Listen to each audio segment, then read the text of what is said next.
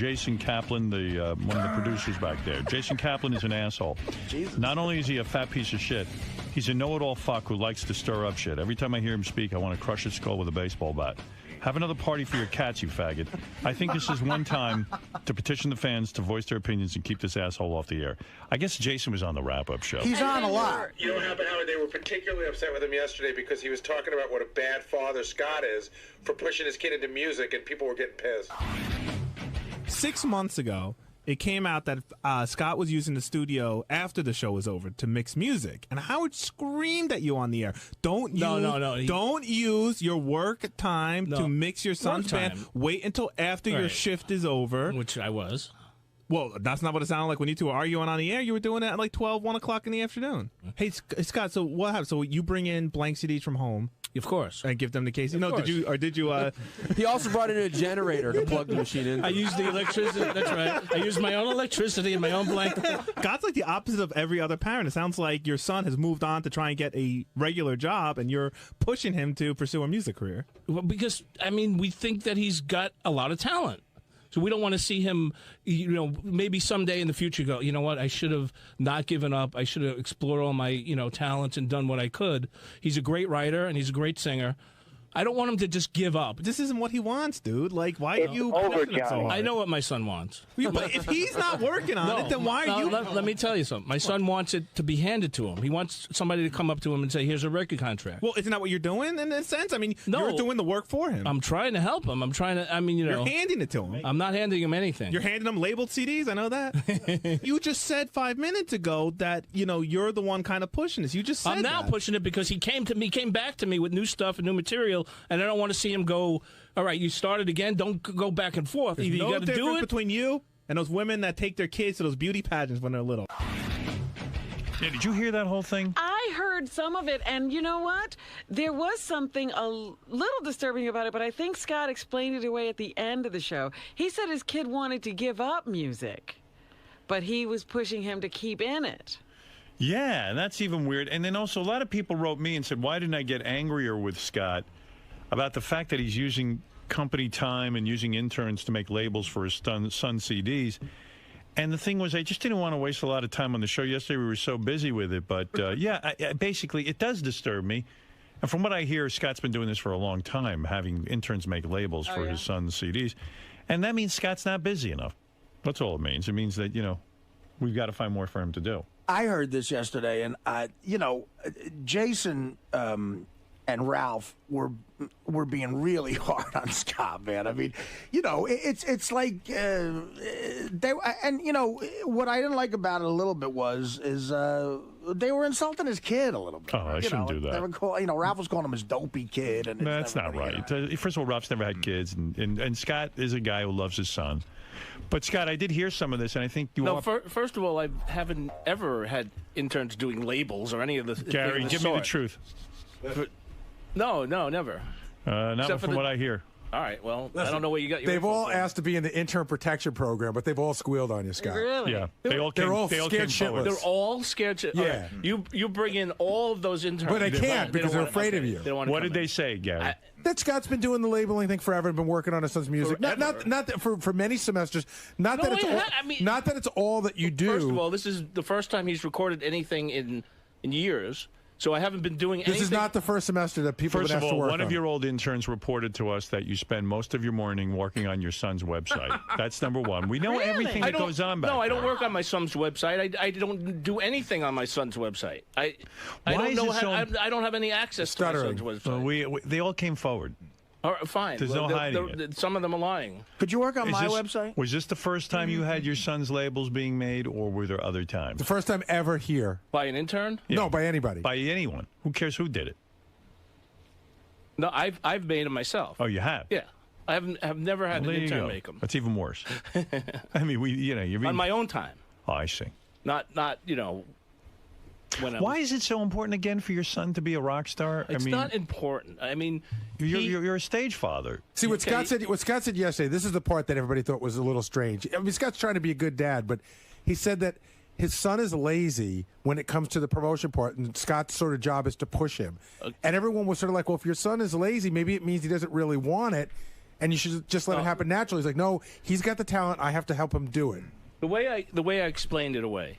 Here's one of your interns. Go ahead. What are you coming forward? You're a very brave man. He's got protection. I told Yeah. him. All right, you got protection. That's Go ahead. Casey. Go ahead. Basically, Scott really does love his son's band, and oftentimes throughout the work day, if he has a free moment, and this is after work is done, Yes. he'll hop on the website, see how traffic is doing, see how the son's band That's is doing. not working on a website. That's once in a while checking the website. That's about it. Right. He's pretty proud of his son. He wants I to don't see work what's on doing, the- I wants to don't see work what on the the website. general consensus See, is of from the band. what I got from yesterday, Scott's in a difficult position because clearly his kid's talented, right? Right. So, But the son doesn't want to be in music. I know, but it's like as a parent, if you see a kid who has some talent, and most kids don't, But it's gotta you're be like, important to the well, kid. Well, here, let me- sometimes a kid's too young to. Maybe I mean, the kid's being realistic let me and saying, I say- need to get something going that's going to support myself. He is. Well, But I mean, like if my mother was realistic at 23, I me wouldn't be. say I would what- be at the port right now. Let me say what happened, okay? All right. So you all know he went on tour with a band in Europe. So Right. he came back and he was pretty disgusted with music. He didn't want to do it. Right. I said, fine, you don't want to do it? You got your taste? Fine. That was 2 years ago. Right. A few months ago, he came to me and said, I have a new band. I want to record some new material. Okay. I didn't push him at all. Right. I said, all right, we'll put it together and record some new material. All right. So we recorded some songs. And then a few months later, I guess he was arguing with the band over the way things should go. And he got frustrated. And I was telling him, don't give up. Finish what you wanted started. You only did 4. Finish the rest of the songs that you have written. Why? And see what happens. Why? Just complete the project. Don't give up. Why? Because I don't want him to give up on anything. I understand. Well, wait a Scott. second. It's a It's fine a hobby. And it's like, Well, it's it's not his a hobby, though. Why is It's not a Scott so hobby. involved in whether he continues the song? 'Cause he came That's to like if my me. dad came to me and said, don't give up chess. He came to me. Yeah, but Scott, no, Scott, it's you're not. not- That, hold on, Howard, Scott, it's you're like not- if your father said after Detroit, give up being in radio. No, that's Yes, different. it My father is. never encouraged me in radio or told me Well, that's a anything. separate story. But I mean, what if your father came to you Wait and a said, second, "Look, you're in Detroit working in a house"? I was getting paid in How radio. much? His son isn't getting paid. How much are you getting paid? In Detroit? Yeah. $50,000 a year. All right. Well, look, I'm just saying. To me, What are you saying? It was my I'm saying- occupation. That was a 1980s Artie, 50,000. the part where it's an Scott's not being occupation. honest. 50,000 It's an meant something. occupation, but it's also a dream that you had. But the part where Scott's not being honest is his son came to him after 2 years, and Scott helped him. Then his son walked away because But I want him to finish. That's you. I also. Why do you want him But to? your son is 23 years old. I don't want him to go 10 years later or 10 years from now. Go. You know what? I should have continued. I was stupid of me to give up. and I Why? understand that. Because he's talented, and I want him to find out exactly what he has. 23 is young, man. I But mean, it's a grown man. It's See, that's not your 12-year-old son not completing something. And that's the part where people got mad at Jason because Jason said, "Well, if your kid's not following up, maybe it's not as big a dream as it is for you." Right. You It's- can't- I That's what people think, got I mad think this is Scott's dream. Rob, nowadays you can't force a you don't kid have to any do kids, anything. but this is No. This is I'm something I trying to learned from my mother, understand. and I'm I guess trying to understand why you're still involved in telling a 23-year-old everything he should do. because most parents, if you're 80 years old and your kid's 60 years old, you'll still tell them what to do. It's your kid. Maybe they won't. Please, Wait a your second. father never still. My father would tell me what to do in his opinions. Well, on I things. give him my opinion. And I tell him that. Why is it your opinion that he should continue in the music Why business? is it my opinion? Yeah, because I well- think he's very talented. But he doesn't want to do it. He's telling you, Dad, I'm not into it anymore. Listen, nowadays, Read the signs. But nowadays, you can't make a kid do I'm anything. not If the making kid him really do didn't, if the anything. kid really didn't want to do this, he wouldn't do it. Now, you go to he your- wouldn't do it. you He's go going to into your a room. studio and writing songs. You go to your room and be a rock star right now. I never said that at all. At 23, he's I'm being not making. assigned. I'm not making him do anything. All right, listen. See, to me. Scott's probably got another thing going on because we're talking about a 23-year-old who lives on his own, which is not Scott's son's case. He lives at home. That's always a different relationship. You're a different 23 when your parents still pay the bills. Right.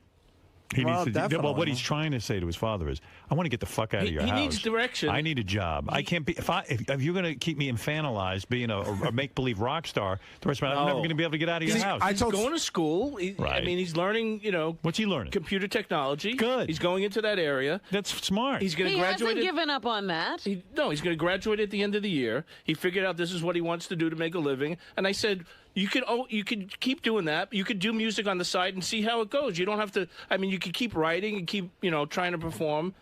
But he doesn't want to. Okay, but that conversation's over. Now, if the kid really didn't want to do it, he would stop doing it. Oh, I know, and he would tell me, leave me alone. I don't want to do it Sounds anymore. like this is your dream. I felt bad for Scott because I was saying, like, there are so many stories of athletes whose fathers pushed them, and now they all hate. Like Andre Agassi doesn't talk to his father. Keith Hernandez didn't talk to his father. But this ain't Ken that Norton guy. didn't talk to. But it is because it's where the father feels like they're so helpful in that business that they feel like they've helped create them, and then the kid ends up hating them. Scott's son is. I mean, Scott's busy making labels. Let Scott's son make the labels. Tell him to come in and make the labels if he really wants. That to I agree with. Okay. I mean that. But if he's that was the question yesterday. The motivation of the son. How motivated is he? He's motivated to write a whole fucking album. That's something that's not spontaneous. No. He could sit in the basement with his album. I don't know. Scott's way into this. He loves it. I think Scott sees this as his ticket out of here. Yeah, it's my ticket out of here. Yeah. It's my ticket when you retire. I can tell. Ralph, what do you want to say? You've said enough. I think. Ralph. My point on the wrap-up show was that Scott is clearly living vicariously through his son, and really, if the kid was any good, he would have made it already. Because no, that's not true. He's 23. He's only 23. Ralph, you know how many talented people there are out there that who don't get the Howard Stern show as who don't make it, and just because it's so hard. I'm great that I'm in a position that I could try and help him. But there's a guy on American Idol who's clearly he can sing and stuff. But he's been 5 years. He's 25 years old. He hasn't made it yet. I think if he was going to make it, he would have made it by now. His dad wouldn't have to press CDs back in that little hole there. All right. Thank you. Well, that's kind of harsh, I mean, I know a lot of. That was the problem with the argument yesterday. They were all being very harsh. Really? Right. I know a lot of real funny comics, genuinely funny, who I could march in here and make you laugh, but they haven't. They're broke, I mean, it's tough. All right, Scotty, listen. Well, let's hope your son makes it. That's what I say. So you can have something to do. It's not about making it or not making it. It's about don't give up on what you. It is about making it or not making it. But is it his dream? That's the question. You saying don't give up on his dream, but is it his dream? No, he loves it. I know he loves it. Scott gets mad at me. Knows I know that Scott loves his son, and I know that Scott wants his son to succeed because he wants him to succeed. But I say that Scott looks at that kid like he's a human lottery ticket. Absolutely not. Like if that kid succeeds, he could tell us all to go fuck ourselves. See, I don't think that. No, I don't think that at all. I want him to do better than me. I mean, I want him not to struggle. I want him to have a good life. I mean, doing computer technology is great. He can make a decent living. But he can't say F you to everybody. That's right. I want him to be able to say F you because I can't. Yeah, I mean, I want him to be in that position. He wants his kid to get rid of that black cloud. That's right. All right, so that's fair enough. You love your son very much. That I know. Okay, and he is a talented kid. I do love his music. Yeah. All right, thank you. All right, Scott. Enough of that. It's torturing me. Thank you very much. I mean, I can't take it. Hearing about that. Scott. Oh, you again. What is this with all these other interns that have so much stuff? I don't know. I don't know any of all these other interns because that never happened. So I really don't know where they came from. You only have your one intern making just a few CDs? That is correct. You are correct, sir. What's your son think about all this? Does he hear, all this talk on the show? He has no idea this is going on? No. No, get out of here. No, he doesn't. Really? He doesn't get messages saying, he knows hey, I'm sure, he knows that I'm trying to help him, and he doesn't listen to the show, so he doesn't know exactly what's said. But he must get some feedback from friends. I'm sure friends tell him and shit like that. Does he appreciate that? Does he thank you for it? Yes. Because that's, it's a lot of promotion out there. It sure is. And he's got to help, too. So where is his band now? Like, are they on the road? I don't know. They're nowhere. They're not doing any live shows now. That's one of the problems I'm trying to work him through. I mean, And you're just trying to set a fire under his ass to get moving. Basically, yeah. All just for the love of your son. That's correct. I believe he's very talented. I don't want to see that talent go to waste. I just want him to utilize it to his full potential. And don't give up. Just give it a shot. How much longer does he have to give this a try? Until, I don't know. What time is it now? I don't know. I really. When do you say when? Couldn't tell. When I say when, it's not up to me. I mean, I'm just, like I said on the air, I let him alone for 2 years for him to work out what he wanted to do. I didn't hassle him about his music and stuff, and he came to me and asked me to help him out, and I did, and then in the middle of it, he just stopped again. So that's what I'm trying to, I don't want him to, it also teaches him a lesson. If you start something, get it done. Don't just stop in the middle. Finish what you started. Just being a good dad. I'm just trying to help. Hey, Howard, I just want to say one thing. I want to give the Howard TV their props, man. It's been really good lately. Really, really good. They're doing so many great things. Doug Richard's Goodstein. so fucking creepy in that porn studio, man. Holy cow. I got to say, Richard does a great job with that porn studio. He is wonderful. Yeah, he's funny. He really does sound like that guy. He plays James a great Lipton. creep. Yeah, he sounds like James Lipton. And the porn girls are great. And there's so many great new shows. I know I'm involved with one coming up, one of the shows in the hallway. That was great. That whole series was great. Yeah, and there's more coming out. And they just shot the brand new series, the strip beer pong one. And I mean, wait to see Ronnie. Hey, Ronnie looks like he hit the frickin' wall, don't he? I mean, everything jiggles on him. Holy cow! His neck, his body, his belly, everything jiggles. Is he jiggling? Ronnie's working out and stuff. He dates now, so he's got to. Can he do a push-up? Who, Ronnie? Yeah. I don't know if he's strong enough to do a push-up. He's on a treadmill. Stop it, boy. Hey, Ronnie. Hey, is he coming in? What's his fucking problem? What'd you say? Where am I jiggling? For a second, Howard. Where am I jiggling, man?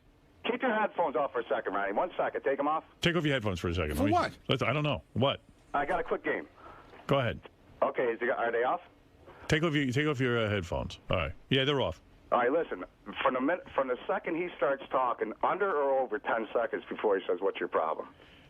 He already said, "What's your problem?" Oh shit! And plus, he's listening. I can see he's listening. Okay. He heard everything. All right. All right. What do you want to say, Ronnie? Well, what's this Can guy? you do a push-up? What's jiggling? Can you do a push-up? One push-up? Push-up. What? I could do a push-up. You could? Of course he could do one. Can you do more than me? A legitimate I don't know. push-up? You think he can do more than Hey, me? he can do a push-up. Let me see you do one push-up. Where you touch your chest? Actually, Sal is the one who there you jiggles. are. Look at Sal. There you are in the my hallway. God. Ronnie. All right, guys. Thank you. Go ahead. Let me see. One push-up. Give me one. Yeah, he did it. Just did 2, 3. He's in shape. Just did 3. He started crapping out around 3, though. No, I didn't crap out. Yeah, you started bending in the middle like a... What? Yeah, you did. Talking about. Every head of security can lightning fast go into 3 push-ups. That's right. I'm always ready, Artie. No, I think he lost weight. He looks good. He's not just jiggling. Jiggly, that's all. Yeah, okay. Yeah. Well, listen, he's no spring chicken. That's right. It's just these odd colored T-shirts that. Yeah, the new All look's right, goodbye. Yeah, Ron's got a new look where he takes. What is your problem? What is your problem with my T-shirts? There you go. If I had the turtleneck on, the mock turtleneck on, that was no good. The collared shirts are no good. What do you want me to do? Ron's got this thing. Tell me what you want me to do. Ronnie's got this thing where he wears, like, if he wears an orange shirt, he wears an orange T-shirt. Where do you get that? I don't think I've ever seen an orange T-shirt anywhere. You want me to put a plug out for where I get them? Please. Paul Fredericks. Paul Fredericks. It's a men's shop. And they sell that. Is that where you buy Mambo? No. No. All right. No. Thank you, Ron. You're welcome. What? Ronnie, you crapped out after 3 push-ups. I didn't crap out, man. Don't even go there. I didn't crap out. Why'd you only do 3? Because he showed me asked me to do 1. And I did 1, I did 2, I did 3. Okay? He asked me to do 1. Yeah, what was that caller He knows, man. He knows I'm in fucking shape. He knows it. You heard him. He didn't berate me. He knows what's going on. What was that caller talking about? He says you're looking a little flabby. Bullshit. Loose. Where am I looking loose? You see me looking loose? Do I look loose to you? Do I look loose to you? Seriously. No, bullshit. No, you're holding up all right. Yeah, thank you. I'm holding up all right. What do you do to keep in shape? What do I do? To keep in shape, yeah. How do you work out? Yeah. Every day. Every day. Every day. Every day. Damn. Every day. What do you do?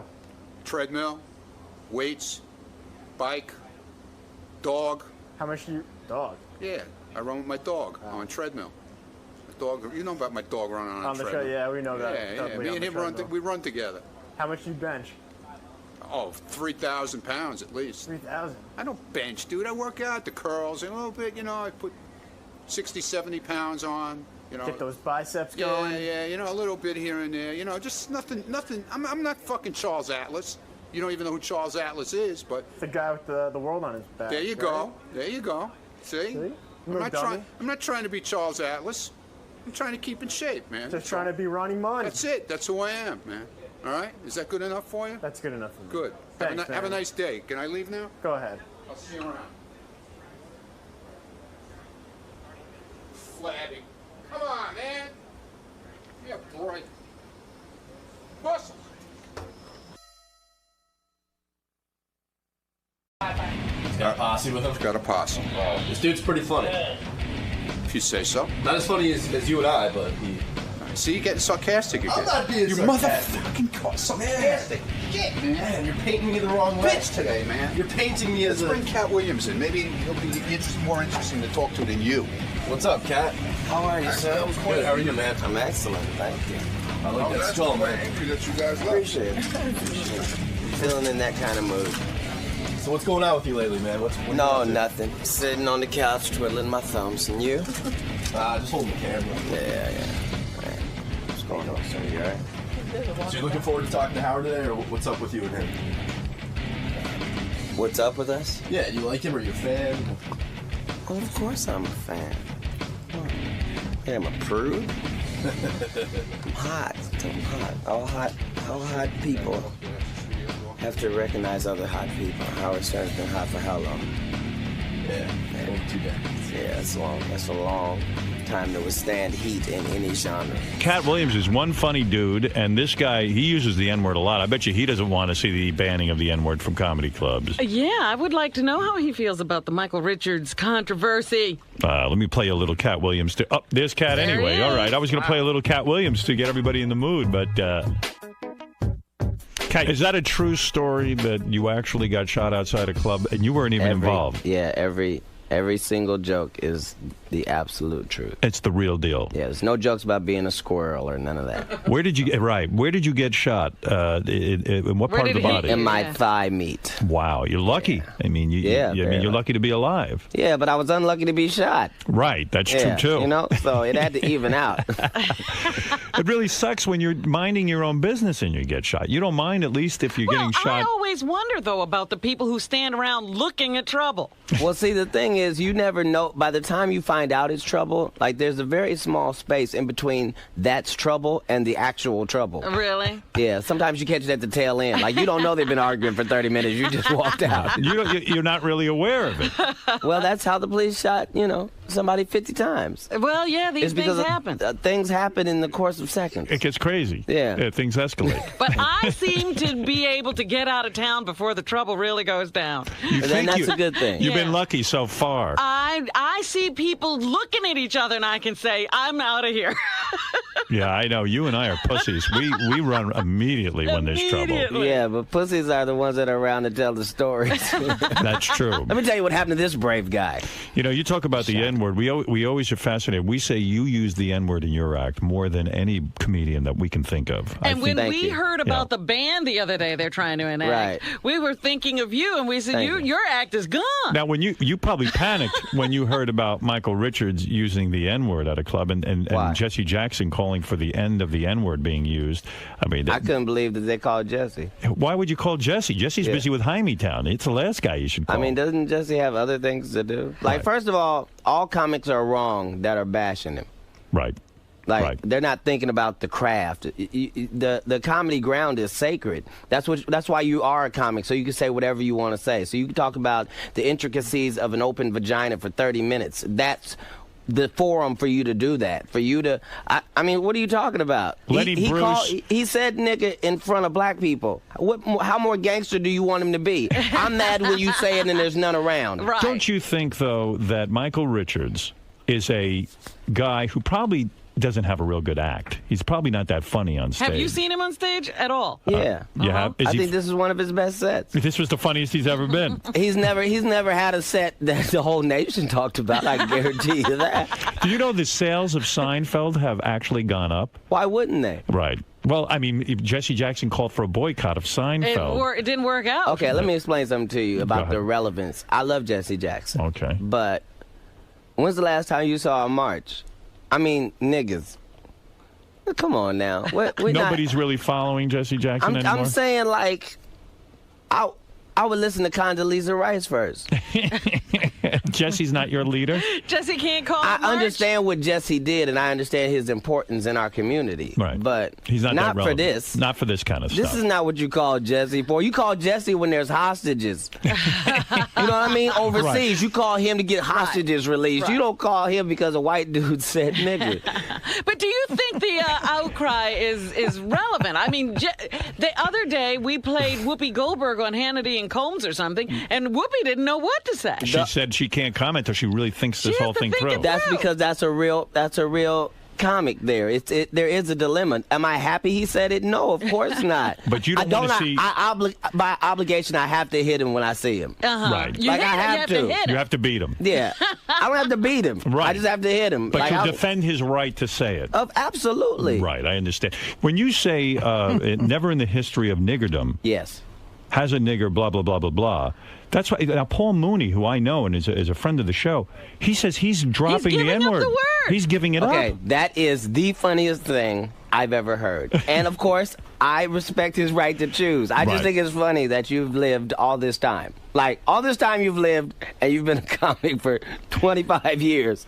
Wait a minute, what? A white comic said nigger, that's it. I'll never say it again. It's going to change all of comedy.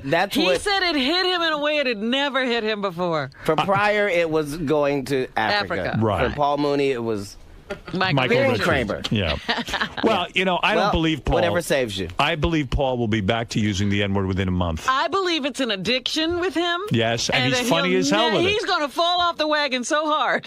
He has used that word here and gotten big laughs. Absolutely. Because He's been using it his whole career. That's Pimp right. Chronicles 3, I'm not doing any cussing at all, just so you know. Is that I'm right? doing it completely clean. Is that true? Just Yeah. to show people you can? Is that what that is all about? I used to do clean comedy for 2-3 years. So, and that's all I would do. So yeah, I want to show the range. But yeah, I still use the word in everyday life. We were so excited about you coming in the last time. We had discovered you as a comedian, and we felt that We've been wanted playing your clips. We were looking forward to meeting you. wanted to get to know you, and then you had this ridiculous altercation where you forgot to you accidentally brought a gun to the airport, I guess is what I read.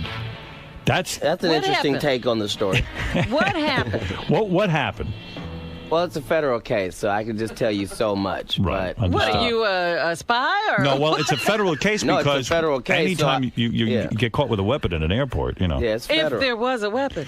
You know, this happens. No, there was one. I was holding it. You're not the first comedian to have this happen. I remember Sam Kinison got caught with a gun at the airport. And I said, Sam, why would you go to the airport with a gun? I mean, of all places, you know they're going to find a gun. And he said that some girlfriend who was pissed at him shoved the it in his gun bag in? right before he was leaving. I mean, maybe you should say that.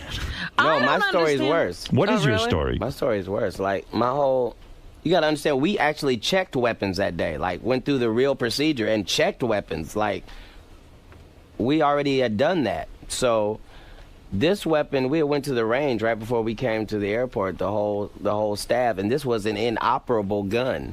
And I had told the driver, just throw it in one of the bags, take it to my house and put it in. But he put it in a bag we were taking to the airport. So I kind of got, I was kind of fortunate that it wasn't loaded or any of that because it didn't work. Right. You know, but I have kids, so we don't leave them even in the truck because, the limo driver's got to take my kids to school. So, it was unfortunate, but the TSA and the police were really nice about it. I can't like be mad. See, Kennison got set up. Right. I made an error. Right, but how many days? You spent some time in jail because of it. Yeah, because they didn't give me bail. No, that had. Oh, they Yeah. didn't because of it's Yeah. a federal case. Well, yeah, and I had another previous issue. What was the What was the previous issue? charge? What happened? Same thing. We're like Same parents. thing. You had a gun at the Do you airport? need to- no. No. Yeah. Yeah. Do we need to go to commercial or anything? 'Cause No commercial. But this is terrible. Can we Here talk you- about Kramer? But here it's you're- crazy that he said N-word like that. But here you are. You're on a career roll. I mean, you're doing great. Yeah. And as you even said, it's the day your record was coming out, your CD, and this And is you the were happiest day. Supposed to be the Like if you could have seen my face, like it was Oh. probably the saddest, most comical moment. Just me going, "What? There's a what? Not today." Like, That's awful. yeah. Do you ever feel like, gee, you have like a black cloud over your head? Like sometimes no, you don't have any of that vibe No, see, going. you gotta understand. Like I have to like take my lumps like a man. Like I've been really, really blessed for a long time. So certain stuff like that, I got to chalk it up to, you know, stupid. I did 400 cities and made one error, and I'm not in a position now to make errors. But you got to understand, 4 months ago I went to jail and nobody cared at all. Right. Like, well, it was no big deal. Don't you feel 4 months ago, what were you doing? The same stuff I'm doing now. Don't you feel I'm like still the same dude? No. I just mean, why did they lock you up? They don't lock up people up for being comedians. You want me to tell you why? Uh-oh, what happened? I don't know. I just know that the previous charge that was similar to this one was bringing stuff on a plane, but it wasn't regular guns. It was stun guns. You can't bring a stun gun on a plane? Well, I wasn't on the plane. This was checked under the luggage. And again, they let me check my weapons. But this is Michigan. They said, you know, a stun gun is illegal. Like, my assistant carries a stun gun. We walking around with $100,000 in cash on it. So, you know, I don't want her to have a pistol, but I don't want her to be defenseless. Right. So she had a stun gun, and they gave me a felony weapons charge for that. Good Lord. Why are you walking around with $100,000 in cash? Why do that? Why not? Ever heard of banks and checks? Yeah, I mean, I have to get to the bank. Because you paid. I'm out of town. I'm saying. Right. I'm saying but I do there's stand wire up. transfers. There's all kinds of things. A lot of gigs do pay. You gotta in cash. understand, like, I'm not that type of dude. Like, I just became that dude. I've been a regular dude this whole time. Like, This is all new to you. Yeah, I'm saying if you pay me in cash, I like cash. Sure. I prefer cash to a transfer. You're damn right, so do And I. I keep dudes around me to make sure we're good, but I'm a target anyway. But again, the comedians and guns thing, I really don't get. Okay, can I explain it to Yes. you? All right, let me explain it to you. You know how the rap world is, right? Mhm. Yes. Okay, I got as much money as 80% of all rappers. Mm-hmm. And I look like I got money when I walk out. You got So the there are bling. dudes that they hear you're going to be in town 4 weeks to 6 weeks before you get there. They live in that town. They know what hotels you're going to stay at. They know where your after party is. They know where you're performing. And they know where the back door is. Mm-hmm. And they know the limo driver that's driving the limo. And they know the bouncer that's at the club you're doing the after party at. So they wait for you because they know chances are they can jack you and you can't retaliate because you got to be in another city the next day. So you can't press charges. Plus, how would that look? It's not good. So it's like, you got to understand, 14 rappers or their associates have been shot in the past 9 months. But how many comedians? I'm not your average comedian, ma'am. Okay. You're more like a part of the rap community. I'm something else. It's a different time. So have you had to pull a gun on somebody? I've had home invasion robbers at my house. I've had 7 dudes in Cleveland come to the hotel room with their guns out and masks on. You're kidding me. No. So I'm like, you know. I mean, you just started making some money. That sucks. I mean, you can't even hold on to your money. It's like the Wild West. It's perception. It's perception. It's like the Wild West out there. It really is. It really is. Yeah, really. So you got, and you can't go you to got the bad cops. people on one side and you got cops on the other side. But you can't go to the cops because then in the rap community and comedy community, the Period. black community, you're going to look like a sellout. Right. I mean, it's just something you chalk up to the game. Man. Now, why doesn't this happen to Ray Romano? Why does it happen to you? Ray Romano and I live in Two entirely different worlds. And, Right. and we have, you know. Is there a lot of jealousy now that you're making it? Is that what you're saying, too? A lot of brothers want to get your stuff? No. Cat's up at the hotel and he's got $100,000. Too personal. Too personal. It's just a lot of people are doing bad in today's society. This is business. This is. It's a unfortunate. side effect. Because you got to walk around. I see you got a security guard that's the size of a wall. I mean, that's a big guy. And 7 others. 7 security guys. And you got to pay for all that. Absolutely. So you got a lot of overhead. But I got 8 kids, and I got to make it home at the end of the day, and that's all that matters. But when the guys were in your hotel room with masks and guns, how did you get out? They were in the hallway. How did you handle that? I mean, what happened? Yeah, how'd you get out? How many guys did I say they had? I don't know. I don't remember. I said they had 7. Yes. Right. So how do you get out? I got 8. Oh, you had 8. So you were able to take care of it. So you guys had to fight your way out. You don't have to fight your way out. They just turn around and there's 7 dudes standing behind them. So they were outgunned. I mean, it is what it is. I don't want to go into it as if it's an issue. It's not an issue. No. I just wondered. I mean, you brought it up. It's just what happened. How did you get out? But wait a second. This is depressing. Here you are, a guy who does comedy it doesn't for a living. sound like show business so much fun anymore. Yeah, you're starting to make some money. This is depressing to me that you can't even walk around without 8 guys around you, that you lost your freedom, and that you can't even go to an airport without a stun gun, without people trying to rip you off. I mean, Right. there's something's got to give. And yet I'm having the time of my life. You are. You're happy. I really am. Because I don't take any of it personally. I just understand that there are prices you have to pay for stuff. So many people are after you. This is horrible. But it's not just me. They're after something better. Like they need, they need 20 grand. 20 Right. grand will change their life. You can't be mad at that. I was that way longer than I was this way. So Kat, when you say you play Cleveland, though, how many seats you do at an average show? Like, how many people are at a show? 6,000. So 6,000 people, and you get paid that night. It's usually a one-nighter. Yeah. And I can only do 2 shows. Right. Yeah. So you would think that these guys who try to jack you and stuff would know how you roll by now, and they'd wait for someone, like me to come through town. Like, I had 7 guys show up at my Cleveland hotel room, and I'm giving them my money then. I'm saying they robbed David Copperfield, for crying out loud. Did they? We're not talking about just Well, he was walking down some street, and they got the girls. He didn't give up his money. Right. I don't care if you take my He's a girl's money. magician. So it's Copperfield. Yeah. But you don't think the message is out by now that Cat Williams it's not going to be a cakewalk if you try to Well, now roll they're him for coming money. with 9 guys Yeah, because man. he's got 8. You got an army behind you. I'm saying I just, you have to, nothing matters like Tupac, Biggie, Right. a lot of money, 2 dudes shot with no vest on. Mm-hmm. Oh, you wearing a vest? Every single day. You wear a vest every day? Everywhere. That's hard to wear, man. It No, it's definitely not. disrupts your fashion because in the summer you don't want to be walking around with a vest. Why? Because it's, That's what deodorant is for. I'm glad Cat's here. Can we ask Cat if he would wait 3 weeks for a check from Dice? No way he would. He wants to be paid that night. Exactly. My point. You're kidding me. Maybe This it's is easier depressing. if you. Maybe you got to stop dealing in cash. You got to start getting checks. I know Well, sometimes checks we can did bounce. stop that, but I'm Good. saying Yeah. I'm saying they don't know that. Right. You The, haven't the gotten assumption is you've got something. If they Right. get 1 ring, that's Yeah, they get that necklace. That's that's somebody's. Yeah. So you got to wear a vest every single day? Every single day. Oh, for crying out loud! This That's is so crazy. funny. Yeah, my assistant wears one. And Jeez. you're telling me that also. So when you went to the airport, you're like, hey, it's hard to keep track of all this equipment and guns and everything that you got to. No, I mean You got to protect yourself. There was a mistake. Yeah. Right. So you're what's put going to in a happen with this catch-22. case? Are they going to give you a break? Don't you wish you could just go to those guys and say, look, just give me a break? Yeah, they're not gonna. They're not going to give you a break. And you said just before, you went to the airport the last time, you'd done a gun check and you just can't. You go to the shooting range, Yeah, the whole staff. yeah. Do you think you think you're gonna have to do time over this? I don't know. I can't hope really not. afford to think about it. Yeah, You know what I right. mean? Like it was a regrettable accident, but you pay for accidents all the time. But So- they can take into consideration. I hope you have an understanding judge who'll take into. No, Yeah, I would hope it so. wasn't a working gun. It wasn't loaded. Right. I hope so. I can't. Get yourself I a can't Jewish beat lawyer. myself over that, huh? Do you get yourself a Jewish lawyer? As a matter of fact, I do. Yeah. Okay. Yeah. All right. Well, there you go. Then maybe you'll get off. Maybe now you stand a chance. Yeah. Have you ever done jail time?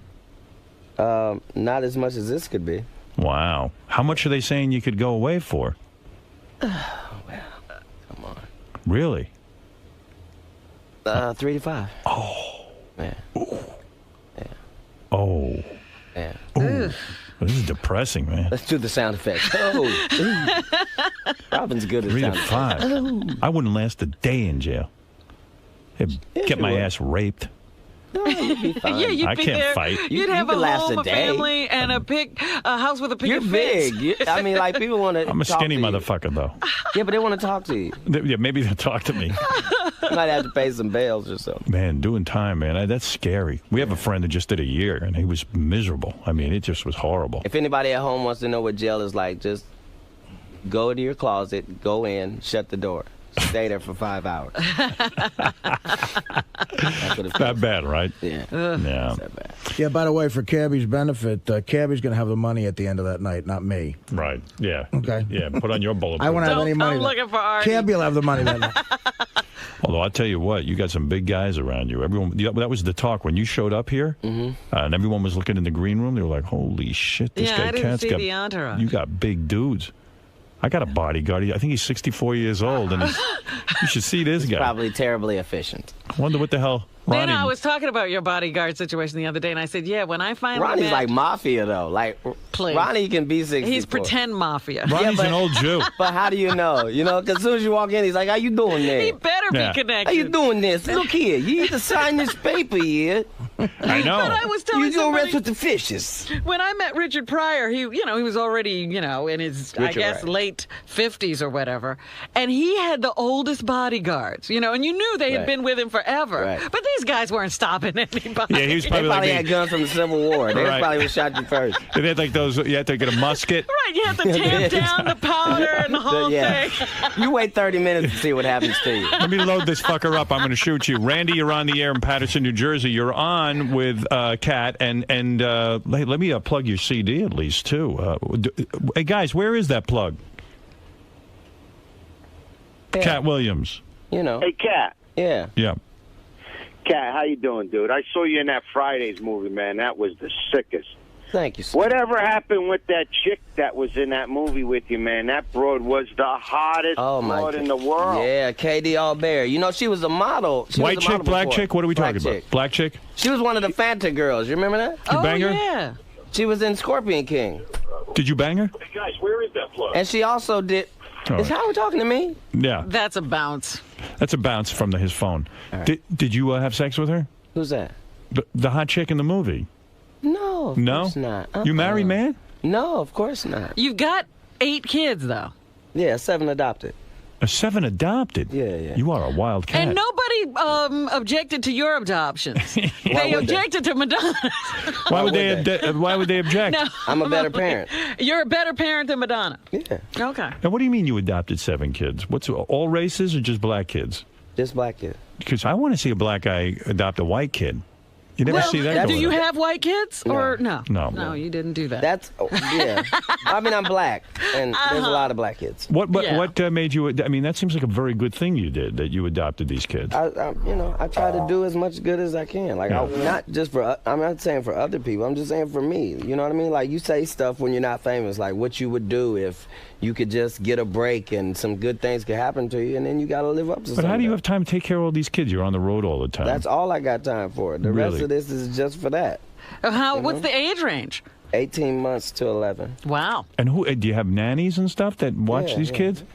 Yeah, my cousin Crystal is 24 hours. She's at the house. I got Miss Harvey, who is 24 hours. She's 53. She got 7 biological kids of her own that she raised that are all in colleges. See, I feel Robin should be involved in this adoption stuff. I feel you should have a whole bunch of kids adopted. Is that right? Yeah, with all the God's blessings. I try to help people with their kids. No, I see. Remember, like at the end of Schindler's List, you could sell your boat. I could sell my boat, or I could, get out of town when things go bad with them on it. Kat Williams' comedy album, Pimp Chronicles Part 1, is available in stores now, and Kat is currently on his House of Blues Live Nation tour. For tour dates, go to katwilliams.com. And look for Kat's hip-hop album, It's Pimpin' Pimpin', in stores early next year. You got a lot going on. So would you grow up in a horrible neighborhood? No, I grew up in a wonderful neighborhood in Dayton, Ohio. No ghetto?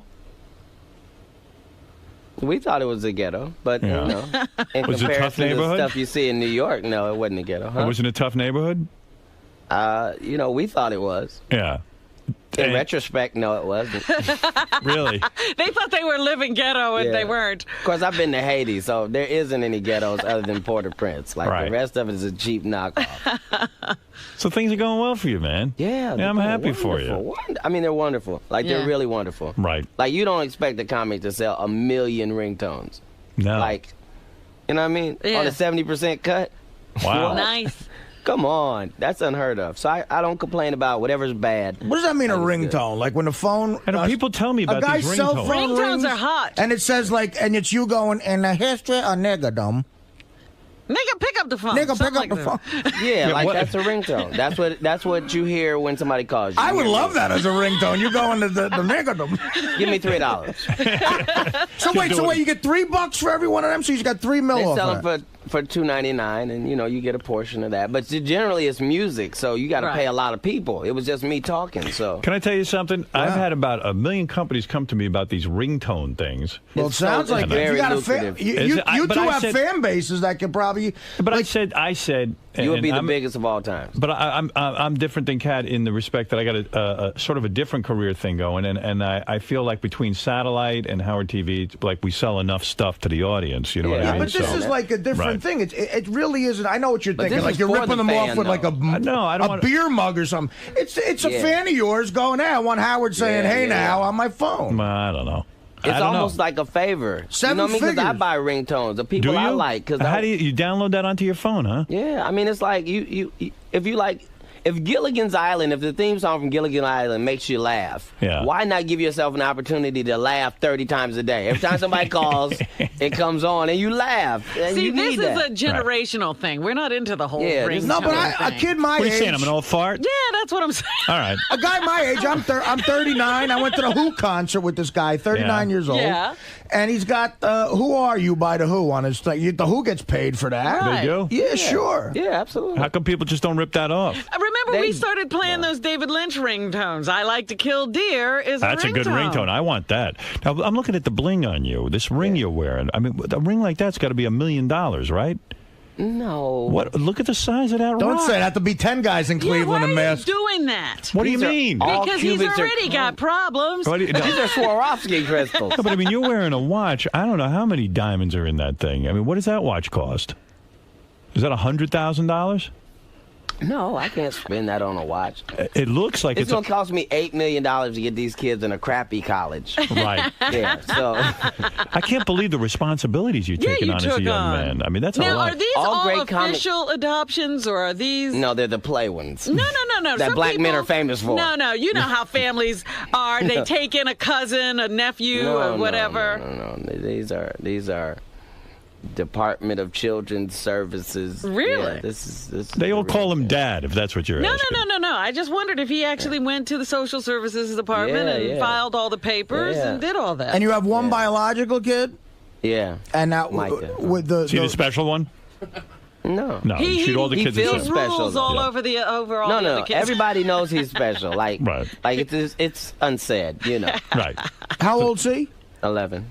Oh, she's the oldest one. Yeah. Well, there's a complicated life, I tell you, man. Yeah, I don't You know gotta- how you... I mean, you go to PTA meetings for you're- all those kids? You're way more giving than I am. I got to be honest with you. So you had shame me as a human So being. you had a kid, and then you said to yourself, I make a good living, and I want to try to help other kids. So you adopted... And you continue to adopt. Are you going to adopt some more?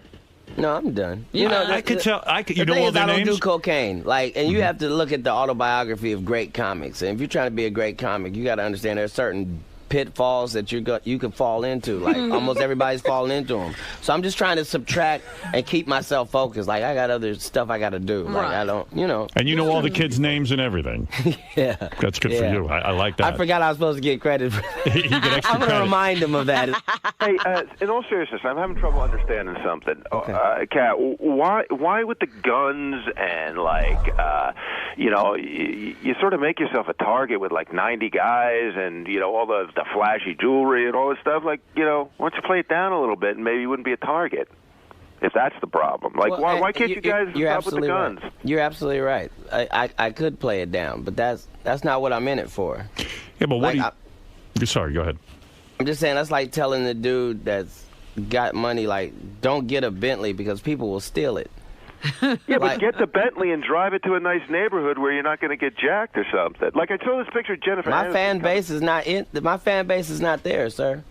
Like it's a treacherous road, but I gotta walk it. I mean, I What's so can't. treacherous about a comedy club? I mean, like Artie. Come on. I mean, he's not playing clubs though, Ralph. It's like it's a different thing, It's and he's got a fan base. He's drawing that fan base. Right. So you're saying your fan base is like is an element, an undesirable element that's going to shoot you? I don't call them undesirable. Well, I would if they're bringing guns to your show and going to shoot you, take your money.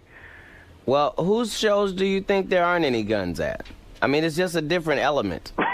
I mean, pretty much any. I mean, I went to Coldplay at the Hollywood Bowl, and I don't think too many people had guns there. But on the other hand, my fan base is not Coldplay. I think your fan base is what you're saying. If I'm getting educated here, is a more of a rap community kind of fan base. And that there's that element, yeah. And that the fact of the matter is that if you're carrying around, well, we're not talking about my fans either. Right. My fans aren't the ones. Right. It's not the people at the concert. It's not them. You need to start making observations about socks and airplanes. Right, yeah, you start talking about stewardesses and stuff. Who else is going to your concert if they're not a fan? You mean people go there just to... No, he's saying getting robbed from the stage. We're not talking about the fans. The fans aren't who we're talking about here. He's saying that after the concert, there are guys who know that he's a performer and that he might have some cash on him and he might be an easy guy to jack, to use the vernacular. When I said 14 people have been shot or either killed in the hip-hop community, I mean in the last 9 months, and I don't mean comics. I mean there's a broad range. These basketball players get hemmed up all the time. Like, people just wait on them. They see their car, they're in a Lamborghini, they follow them to the gas station, and they get to the gas station and they pull out a gun on them. It happens. Jerry, you just don't hear about it. You're on the air in Newark. How you doing? Before I get to my question, I'll explain to you a little bit. I think what Kat is trying to say, Howard, is the comedy that he does is more like, and it's like the hip hop community. It's more like the drug game. It's all like it's all intertwined, where you can get got at any moment. You know what I mean? It's like you can be. And they'll get somebody for $5,000. It doesn't matter if it's $100,000 or $5,000. They got the opportunity to get somebody. Well, that's pretty sad. And he's not ready to move out of the hood or avoid the hood. Well, that's sad. Well, he's not going to. In his words, if his fans see him leaving the hood or scared to go into the hood, he'll lose his fan base. I hear you. All right. So I'd still say it's sad. My question is though, is how the hell did you get cased up by the feds and then get a bail? Niggas like us, we get cased up by the feds, we don't get no bail. Yeah. Well, you know. How you get a bail? They try. Well, first of all, it wasn't like, it was on somebody else. First of all, like it was on me. I don't have a track record as that type of dude. You follow what I'm saying? So they took. Did it have something to do with who I am? I would certainly hope so, or else I worked this hard for nothing. Like, when you start off as a regular dude, you're trying to get rich and famous, so you don't have to go through stuff regular dudes have to go through. But so you saying you didn't have to put up a bail? So it's like no, I did have to put up a humongous bail. But they eventually put up a bail. I see. Yeah. So like the niggas like me that live in the hood, they know we ain't got no money, so they don't even come at us with bail. But they know you got money, so they'll hit you with a bail. Yeah, your bail, if they think you can pay the bail, they're going to make it as high as you can pay. Shit, I mean, I get caught with a gun. They're going to give me $1 million bail from the dickhead. They know I can't pay that. Right. Well, they'll probably come to you with a $5 million bill. I bet you now you got to leave guns home when you go to the airport. You got to make extra sure. I'm walking around like Mahatma Gandhi right now. Like, right. like you can't even hand me a fork right now. Right, that's good. I like that. That's smart. Yeah. Let's go to Cabby, who wants to say hello. Oh, our jailbird friend. Yeah, now Cabby just got out of prison himself. Cabby, hi. What's going on, sir? I'm a fan, Cat, and I just wonder, do you think there's some kind of black celebrity justice that goes around? I mean, you got OJ. Look at Wesley Snipes. Wesley Snipes is $12 million to the government in taxes. Yeah. Yet a guy like me talks about not filing my taxes on the radio, and I go to prison for a year, but Wesley Snipes get a deal because, he's black and he's famous? What, did Wesley Snipes get a deal? He's just out of the country. He's coming back in the country, and he's cutting a deal with the government so he doesn't have to go to prison. Well, he's giving him money. You don't have money to give him, Cab. I mean, it's all about cash. The money wasn't the issue in my case, and the judge even said that. He was making a fucking example. Cabby, if you had money, it would have been an issue. Believe me, you could have went. Wesley Snipes is probably giving the government like $8 million at a 12 or something. Okay, but no offense, Cat Williams carries a gun in the motherfucking airport after 9/11, and that's okay. You guys are making. It's not okay. He's okay. He's in trouble right now. Do you know what they got me up against? Like, it's not okay even close. He's up against federal gun charges, Cab. Were you in a possession with a gun? Are you a former felon? Yeah, he was found in possession of a gun. No, but what I'm saying is, Cat, have you ever been convicted of a felony before? Sir, I know everybody else in this studio might know you, but I don't even know who you are to be answering that type of question. That's a very personal question. What I'm saying is I was in prison working with guys who were convicted felons who got popped with a gun, and they get 20 fucking years. What are you mad at him for? Why are you mad at him? Did you want me to ask for worse treatment? Is that what you're? You need to have 20 years, no 3 to 5. Black justice usually means you get more time. What are you talking about? I was hoping that they gave me a stern warning and put me on my plane. That's what I was hoping for. Yeah.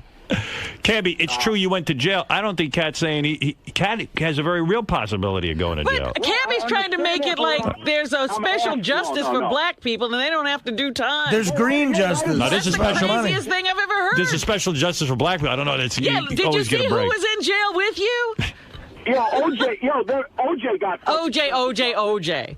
Oh, OJ. What does OJ have to do with black people? OJ wasn't convicted. OJ's white. It's like Michael Jackson, you sit there and say he's not black anymore, but that motherfucker... By the way, Wesley Snipes has never made a deal with the government I don't yet. know what Cabby's screaming He's about. just- No, I'm telling you, I know for a fact. You watch. Wesley Snipes will be... Maury, you're on the air. Go Yeah, ahead. and your TV was talking to you a few months Let's ago. list all the things Cabby's known for a fact. I love know. that list. I love Cabby, but man, he's way out there. Maury, go ahead. You're on the air. Hey guys, how you doing? Listen, check it out, fucking Cat. Why don't you tell these guys you're a pimp and get these hoes in there, man? Oh, you are a pimp, huh? Are you a pimp? Oh, Cat Williams the biggest motherfucking pimp ever. Oh, that's cool. Right? Bigger than Snoop Dogg? Cat, are you a bigger pimp than Snoop Dogg? No. You are not. No. Are you a pimp? Did you have a pimp? You do roll with Snoop, though. Did you? Did you ever? Did you have a pimp? Hold on a second. Did you have a pimp? Hold on, there's too many people talking. Something's wrong with these headphones. I can't even. Would you Did guys you be quiet ever while Howard is talking to me? Were you ever a pimp? Come This on. is the biggest thing in my life. And Cat, people are come like, on. Did you ever actually like turn it? I'm pimping now. Are you? But we don't call that. We're You're not not turning We're not out talking about girls. putting women on the street. No. What are you talking We're about? talking about in a whole nother. This is like with ringtones. It's a whole nother lane. It's like. You ever sell a woman to a man?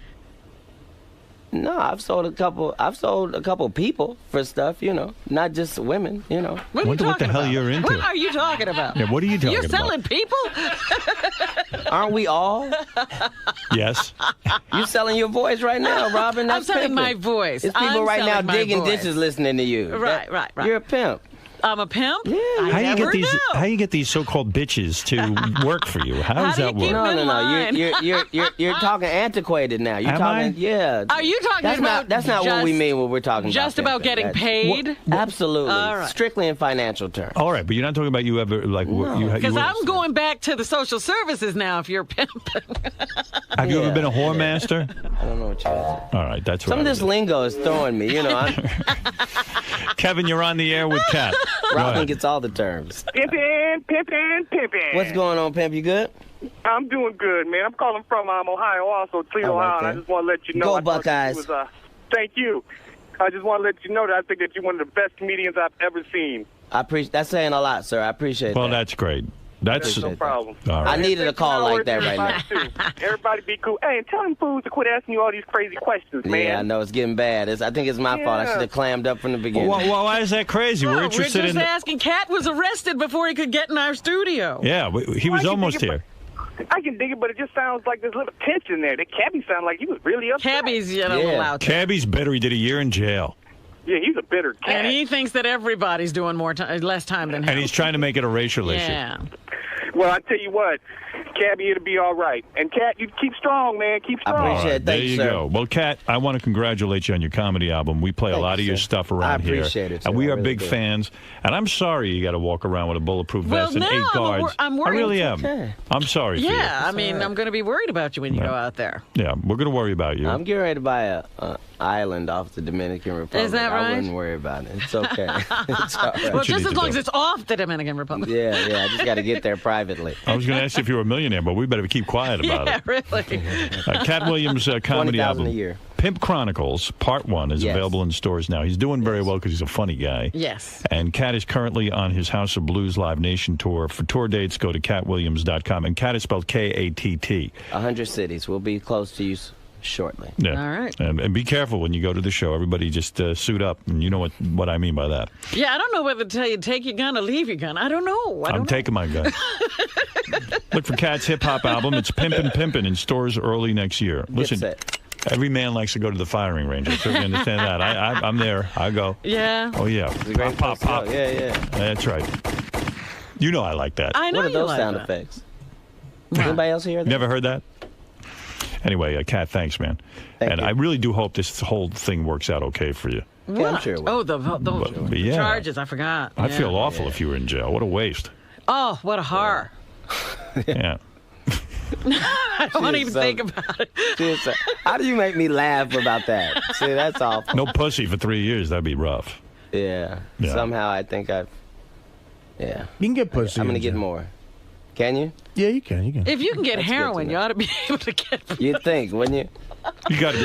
I don't think you can get What? pussy in jail. Yeah, you But can. you can get heroin. I mean, Yeah, that's but you the can't. craziest. But you can't slip that stick through. pussy in your ass. No, I mean like Some way to hide it. guards look the other way, and you go fuck. But Kat, you're a small guy. I mean, Not really. Like really? How tall are you?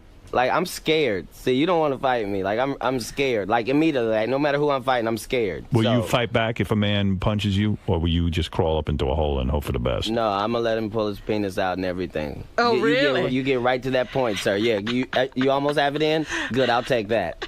No, I mean, They'll find me with that in your hand. You know how to handle yourself, right? You've been in some fights. I just always think I'm gonna die, so I fight like it. You do. You fight like it's your last fight. Yeah. That's it. All right. So you know how to handle yourself. Like a WNBA girl. I fight like that. You know karate and stuff. All right. Okay. He said karate. You don't know Thank any. you. You don't know any karate. Thank you. No. You don't know any katas or any of that. I've seen Pilates done. Maybe that will help. You don't want to use Pilates in jail. Yeah, a wounded tree will That's probably go over quite nicely. Yeah. Well, Kat, great to meet you. This has been a thrill. We're Thank all you, big sir. fans of yours, I and appreciate it. everyone go out and get the album. Brother. Can I talk to you for a second, man? No. You shouldn't have asked. You shouldn't have asked. I signed a release. That means. Yes, What sir. what was that like in there for you, man? Meeting Howard and just talking with him, rapping with him for a little bit. He wasn't even in there. That was the craziest thing. Like, I never saw him. Like, I heard his voice, like it was live, but I never saw Howard. I saw Robin for like 2 minutes, and then she was gone. Like, I guess all that was pre-taped or something. At the beginning, he didn't seem to really understand, the whole gun thing and why you roll with a big posse and everything. You think he understands now? I'm sorry? You think he understands now? That's what I was going to ask you. Do you think he? I don't know. I don't know. He seemed like he came around a little bit at the end. Yeah, it seemed like that, but I wasn't really trying to convince anybody. I was just telling them what the issues are. About the whole debate with the N-word and Paul Mooney and everything. What do you think Howard's take on that whole thing was after you got to give your I don't know. Let's go ask him. Come on. You know Howard, right? Yeah. Come on, you can ask him. He's got to ask Howard. Sorry. Ready? He's on. Sorry. He's on. You'll have to ask him when he comes out. Just stay here. He's going to come out, and you can ask him. Great. All right. All right. Thanks. No problem. All right. Hey, Kat, one question. I'm Penny Crone. Did you see Ronnie Munn? That's Howard Stern's bodyguard over there? Yes. That's the one I was saying was Mafia. Would you use him as the back?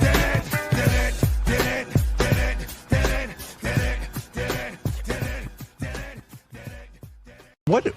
Everyone's commenting to me about this. What? So Robin, like right on her desk, like right where she reports the news from and where she sits every day, there's a big gallon jug of like urine-colored liquid, and like it Why can't. is it everything I do gets so screwed? And everyone said, like, there it is, and it can't leave her side. Can't leave my side. Like it's almost like your baby bottle. Like it's like this. What the fuck is that stuff? Look at this. She comes in with big gallon jugs of liquid. Yeah, what is it, Rob? I don't know what It's goes got on a in there. bunch of minerals and stuff in it. What is it called? It's called water I mix up. I told Gary, I said, I think that's Dr. Ronnie's urine. Her actual It's urine. very precious, very precious. It's lower than it was this morning, so what's in it? What do you mean it's lower than? So I'm drinking it. Is that your liquid diet stuff? It's minerals. Someone gave me a report who will remain anonymous because it bugs you when you're this scrutinized, but someone said you're back to eating bread. Where? I eat bread occasionally. Yeah, we heard you're eating bread. I always ate bread. I just don't eat it every day, and I Oh. don't eat it all the time. See how irritated she gets? No. You're irritated. But no, that's some spy. Ooh, I saw her eating bread. You don't like people spying your gallon jug, though, right? That's private. Well, this is ridiculous. I don't know what they're drinking. What is and it? it would never occur to But me. where do you get this drink? How does this drink come to you? From a naturopathic doctor. And you mix it with a powder? A bunch of liquids actually go into the water. What do you mean a bunch of liquids? different kinds of liquids that replace minerals that I am lacking. So it's water, but there's no water. Yes, there's tons of water. There was almost a gallon of water. I poured some of the water out and put the minerals in.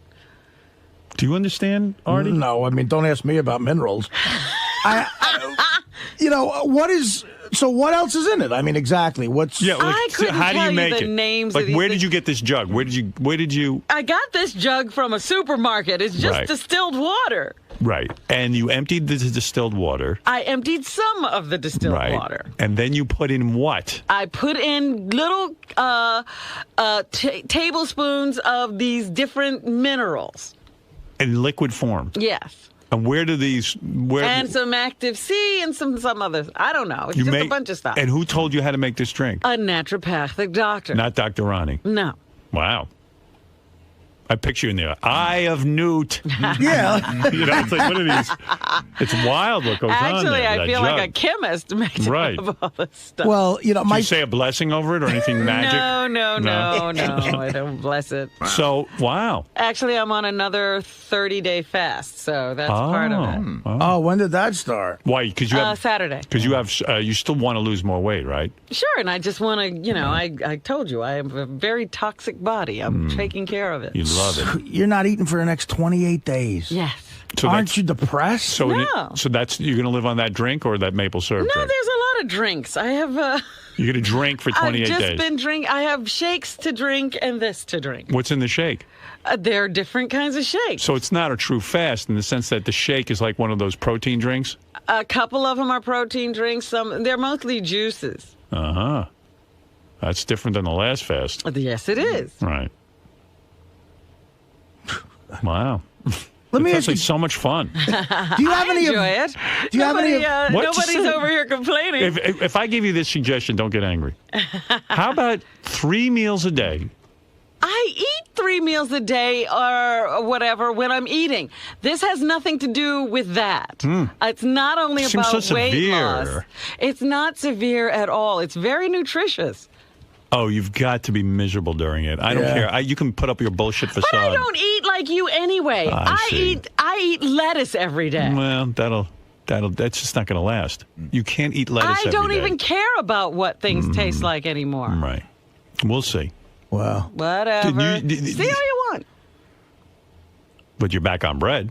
I'm not back on. I was never off bread. I eat vegetables and grains. What is the big deal? I don't eat meat. You don't eat animal products. You don't eat bread the way Richard don't drink. I never said I didn't eat bread. So you're losing lots of weight then. You're not eating anything. I hope you are. I Yeah, mean, she clearly I don't has. understand what's going on here. What are you saying? I don't know. You should have lost all the weight you need to lose by now. That's because I have this metabolic syndrome. It doesn't happen. It doesn't matter what this I drink is. Throw that drink out now. Why? Because it's not working right. I don't like what it's doing to you. It's going to make you I've grumpy. been on it for 2 days. I don't like I've it. never been. This is not right. Just eat something. I eat when I eat. Right. Go back to your bread. What is your metabolic syndrome, by the way? I have no metabolism. Oh, stop it. All right. Stop it. You If I should have put you seen- in Africa. You should have seen my blood studies. Forget it. I couldn't survive Africa. Who could? Who told you have a metabolic syndrome? I did. You decided this. Yes, I decided that. That's insane. But my blood studies, some of my levels for immunities are down to 0. I have no blood. Who told you that? You have no blood. Who conducted these blood studies? I've been a real anemic doctor? all of my life, Howard. But did a real doctor tell you this? Real doctors, Yeah. fake doctors, everybody has Right. always told me I've been anemic. I've never been able to give blood in my life because my blood count has always been low. Yeah, Scott, you're on the air in Boca Raton. Hey now, Hey hey now. now. Robin, I feel bad for you. First, I love you, but you got to do a couple of things. One, you got to get to a real doctor. Howard should send you off to one of his people. Oh, I'm not going to any real doctors. I was at the real doctors. I mean, metabolic syndrome, that's like I've got a thyroid problem. You're a healthy, vibrant, beautiful woman. You've lost the weight. What about like eating just a few normal meals a day, 5 times a day kind of She thing? won't do it. She wants this drink. And Oh, I'm against my God.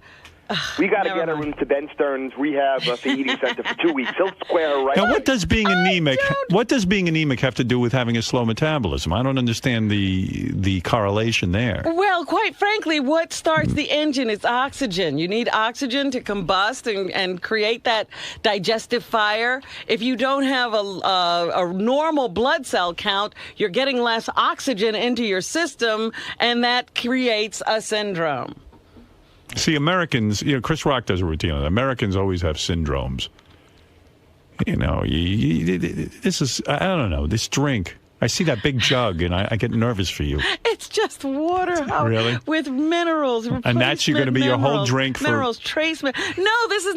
again, I told you I'm drinking shakes. Now, what is that shake you drink? That was a protein shake. All right, how many of those shakes are you having? Those? Yeah. I have 2 of those. 2 of those a day? Uh-huh. During the fast? I have other juices and things throughout the day. Okay.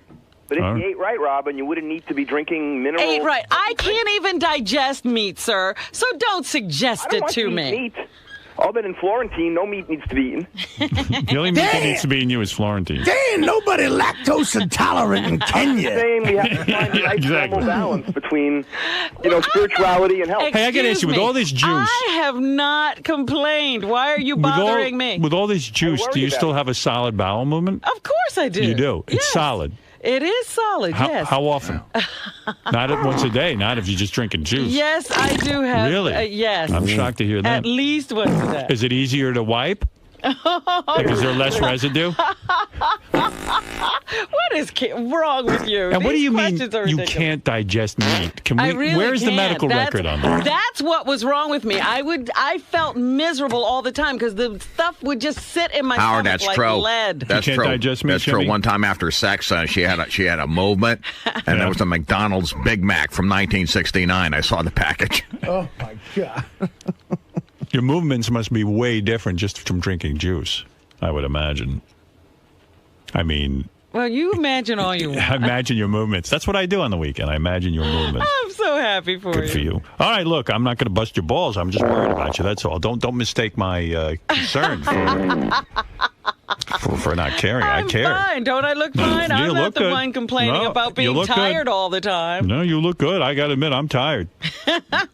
I am tired. Robin, this afternoon. Artie's falling asleep now. He's eating. Well, his eating's out of control. I'm not suggesting you eat like Artie. Maybe I can't digest meat either, and I just eat through it. During the fast, will you do rounds of coffee enemas? Will you? Surely. I Yeah? always do Yeah. coffee enemas Regardless. when I'm fasting. Yeah, you do. Yes. When is your next coffee enema scheduled? Tomorrow. Will you do it with Judith or on your own? I'm going to be on my own, I think. And you They're picked up, closing Starbucks in Jersey. you picked out your own coffee already? You Yes, have it in your I have house. the coffee. It's in your house. It's in my house. Is it a new coffee or the same one you always It's use? the same one. What is the brand? I don't even know. I get it at the health food store. I don't pay attention Why except not? that it's the right kind. I'm going to say something crazy. Why not use the mineral water for that urine-colored jug for your next enema? Why not shoot that into your ass? Because that would not be the use for my urine-colored jug. You know what's great is You would never drink coffee and then put the urine in your ass. No. Yeah. But the urine, it's not urine. Will you do it yourself? What? The enema. Yes. Yeah, it will be unassisted. Oh, my goodness. You'll lay down on the floor and stick a tube in your ass That's and right. hold the coffee water as long as you possibly can. I will hold it for 10 minutes if I can. Wow. Is that your record, 10 minutes? No, my record is like 20-something. You've held a coffee enema in you for 20 minutes. And you think that's doing something, right? You're sure of it? It was recommended to me. I'm doing fine. I continue. Wow. You know What what's is it, great? Richard? What quickly? If you're with Robin and you don't know what her diet is, she gets mad about it because, like, at John Hines' bat mitzvah, she was in line for the food, and somebody goes, "Robin, you got to try this roast beef," and she goes, "I don't eat that stuff anymore." She got really offended. Oh. And then, Is that right? I I got offended? It seemed Who like said it to me? I don't remember. How but- dare you? Don't you know? Don't you tempt me with that beef. And then one day, What rock have you been under? I was telling Robin about my new coffee machine in the break room one day, and I go, Robin, have you tried these flavored coffees? She goes, I don't drink coffee anymore. She But was why mad put I it in didn't your know. ass? It's the same thing. You're absorbing it. Might as well drink no, it. I let it out. Yeah, but it's absorbed. I mean, It's not absorbed as much as when you drink it. right. It's funny she won't drink it, but she'll put it in her butt. That's right, Richard. And it's funny that you throw up on your shoe. We all How much have coffee? problems. How much liquid do you put in your ass and hold for 20 minutes? Like, have you ever? Like, It's what's a quart. a quart of water? Yeah. Does it get uncomfortable by 20 minutes? It gets uncomfortable in 1 minute. It does. And why 20 minutes? The longer. 20 minutes because I wasn't having any problem. You know, some days you could just lie there forever. Did you ask her, is it decaffeinated? Or No, is it... it's full strength. So do you get a buzz The from darker, it? the better. You No, get a- some people say they do. It doesn't bother It's me. not grande. No, it's the Tanzanian Gumby Reserve. You know what you should do is you should just shove Juan Valdez up your ass. You know, he might be up there. Somebody I say, can't "Oh." imagine. I honestly cannot imagine taking coffee, a gallon. What is it? A gallon? A quart. A quart. A quart is like a milk. You ever get a quart of milk? Okay, so we know what we're talking about. Everybody knows what a quart Right. is, Howard. And Her ass is like a super tanker. and like sticking a quart of liquid into my asshole, and where it is even like you have to pucker up and. Oh my God! I can't even. Does any of it leak out? No, I'm good. Like little drops don't ever. No, nothing. No. If I feel that, I get up and I go. I don't leak. But you never Leak. spilled a little bit of like a half a cup. No. Wow. And how does it get into you? Like in other words, you squeeze the enema bag. No, get gravity, my dear. Gravity brings it in. Oh, excuse me. I didn't know. Gravity. So how long does it take before the whole quart is in your ass? A couple of minutes. So when you say 20 minutes you held it, you're saying after the couple of minutes of it all getting in, then 20 minutes begins. Right. How do you open up your asshole? What do you mean, open it? Like, what do you how big is the object that delivers the enema? It's very small. You lube it up? Yes. Yeah. How far in do you put it? I don't know, 6 to 8 inches. Whoa. Whoa. Yo. 6 to 8 inches. Yeah. Wow. That's like when we hooked up the hoses for the orange juice. It's right in, yeah. That's Can you walk around with the liquid in you? No. No. You lay on the floor. Yes. You lay down on your back or on your side? On my side. And what do? You read a book or? I meditate. It's painful. Rest, you know. Is it painful? Contemplate things. No, it's like, you know, if you have to go to the bathroom really bad, sometimes you have to sort of, live through that. Get yourself through that. When the coffee comes out, it comes all out in one toilet. In other words, one you don't toilet, flush. I don't go to another. Does Duty ever come out with the coffee? Surely. Oh, really? Oh, I wasn't aware of that. What do you think the Duty sing? It's coffee, don't go out. Does the Duty smell like coffee? Everything smells like coffee at that point. And after you go, do you examine what's in the bowl Sometimes. to see what Duty came out? Right? Just to try to make sure everything's coming out. What do you mean to make sure what's coming out? What are you making sure is coming out? When you say everything, what is everything? What is everything? What are some of the things? In there. What are some things that came out besides Duty? I mean, nothing has come out besides Duty and coffee. Yeah. So you want to see it for yourself. Don't you? I would. No, I always look, but I mean, I want you want to. What are you looking for? Is there anything specific you're looking for? You're just looking for the color, consistency, texture, whatever. And it pleases you when you see what? No, it doesn't please me. I'm like, my God, where's it all coming from? There's I've been doing this for months. And a lot comes out. And for someone who just eats vegetables and drinks, I mean, what is coming out? A lot of stuff. Duty. Do you have to hire like a shit connoisseur to look at it? No, I haven't had any shit readings, if you will. Well, okay. Hey, I'm curious. I'm being serious about this stuff. I'm not doing it to embarrass you. Sure. You should try Dunkin' Donuts coffee. I've never shoved it in my ass, but regular. I could do a whole 4-hour show just interviewing Robin. It's fascinating. I mean, look, if this is what's making her healthy. I just sit over here minding my own business. No, that jug. And I happen to be carrying, I have to drink this whole jug of water today. So I have to have it here. That jug is such a prominent, it's as big as your head. I mean, the jug is there. Well, it's a gallon. Everything with you is jugs. He has 3 jugs over there now. That's some jug. This is bigger than the other other jugs. That wasn't always the case.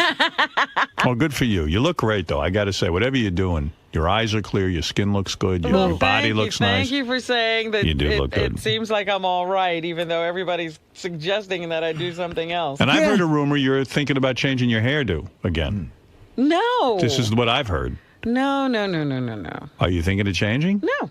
You're going to stick with your dreads? Yeah. All right. Someone said you were going blonde. Sure. All right. Have you ever done that? You ever dye your hair? Have I ever dyed my hair? Yeah. Yes.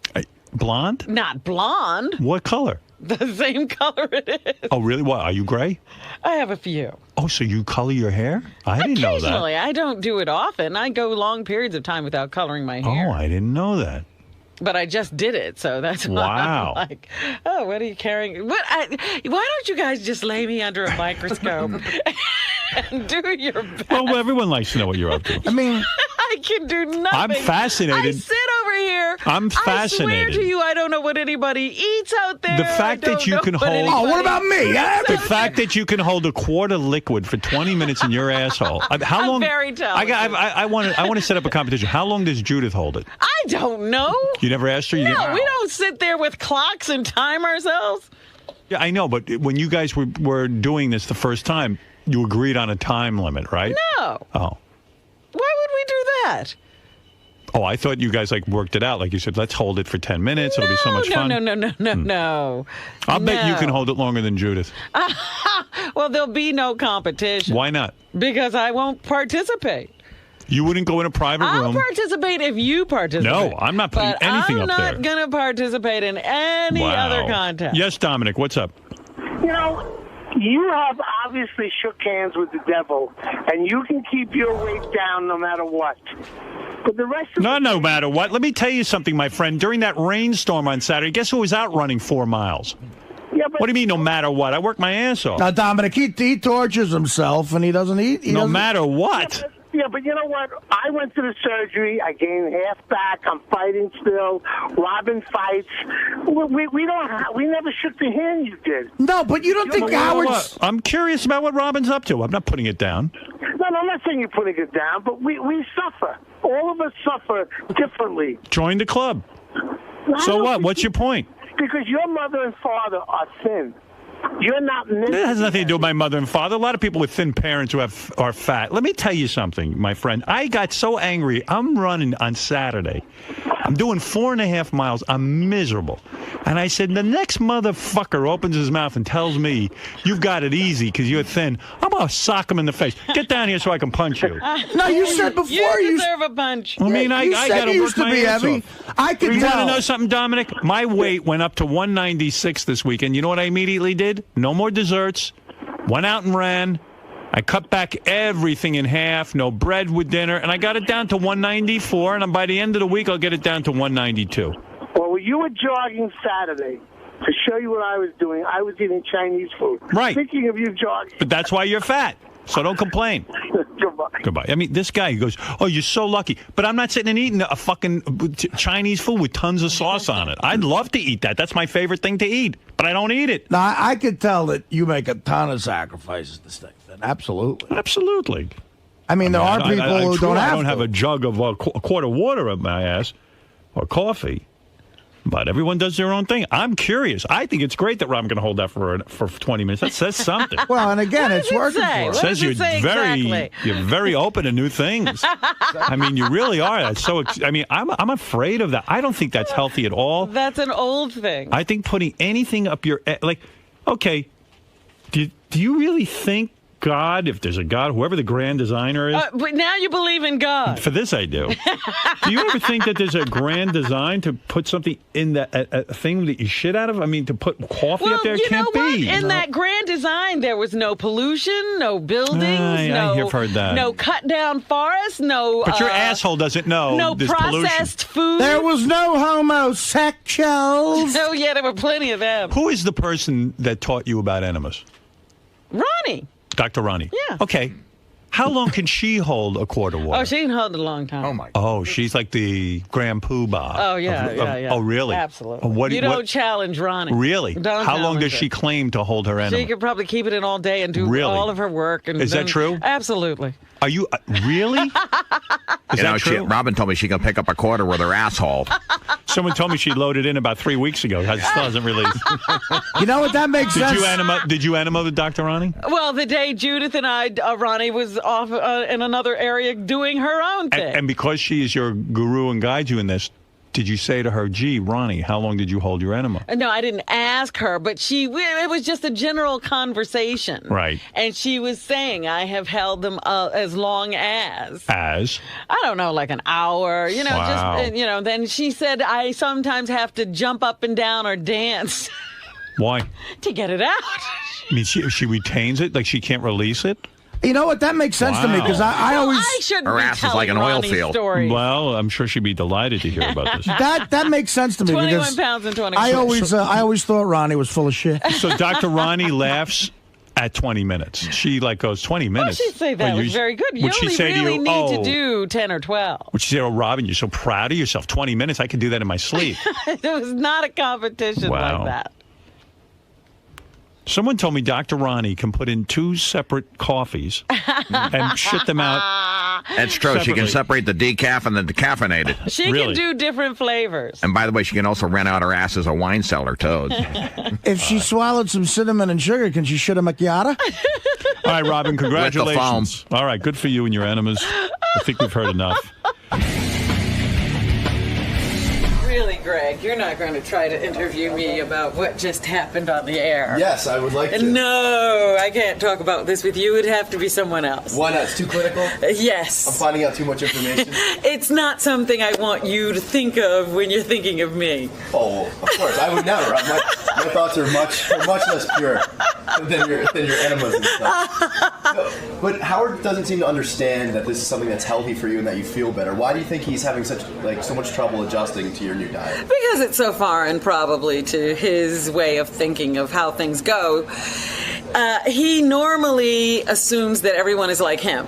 And so whatever is good for him should be good for everyone. And he's very old school, like his parents. He likes to do things, it seems, very much the proper way, the conventional way. Yeah. Whatever you're doing, you keep it up, lady. Well, thank you. Thank you very much. As long as you're healthy, though, you're promising me. I'm taking care of myself. Okay. Just for you. Detroit. Hey, how you guys doing this morning? Well. Doing all right? Yeah. Hey, I just want to talk about Robin and the beating she took yesterday on the wrap-up show. I didn't hear it. I didn't either. I heard none of it either yesterday. I don't understand, these people, they're calling her names, they're saying the show would be better off without her. Wow. That's so far from the truth. The show would... I've heard the show without her. It's not better. It's worse. If you would listen to the show 3 days in a row without Robin, you'd realize why she's desperately needed here. Yeah, they're absolutely wrong. Take it from me. I'm a radio genius. I know Robin is necessary to the mix. Robin's the greatest. She's the best. Now, let's see. A lot of people, in fact, said some stuff about Robin and her 2 personalities. That I want more coverage on. Robin, Howard has said many, many times that he's one person on the microphone and another person privately. He's gone to great lengths, and rightly so, to keep his personal life separate from his radio persona. Well, you're right, but I still feel I'm an integrated one person, that I show different sides of myself. Robin is claiming she has created a character on the air. I don't think I'm a character. And it's hard for me to get out of character. Nobody's ever seen me around here out of character. I've seen you off the air, and it doesn't appear to me that your character's any different. Because I don't get out of character until I'm out of the building. No, I've seen you for dinners and all of that. But then I go back into character because I'm around with me. you. Okay, well, fair enough. I've never. I mean, I'm shocked to hear she has a character. So it's not just on the air; it's the characters around whenever you're with Howard. Like the Daniel Day-Lewis of this show. This guy writes, all women have a different work persona. They have to toughen up and put on a harder edge in order to weather adversity in business. Then they go home and they're more nurturing. Women in the workforce sort of imposes a schizophrenia on women. I'm sure lots of women in the workplace feel like they're playing a character. Even Ralph said that one day that Jim was here, it was nice to see a different side of me. That doesn't come out when I'm here.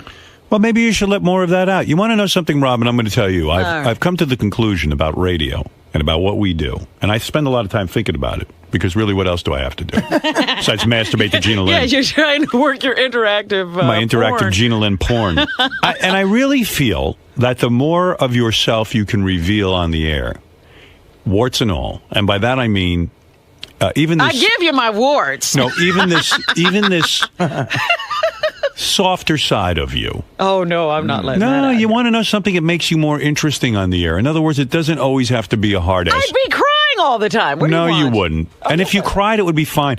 You know, seriously, I think I've been working on this, not always to automatically knee-jerk give you what you'd expect. I want to really give some thought into my answers on the air and even try to bring out sides of me that I was afraid to in the past. Right. Even at the risk of being called homo and faggot. Which we do regularly now. That's right. So I think it makes...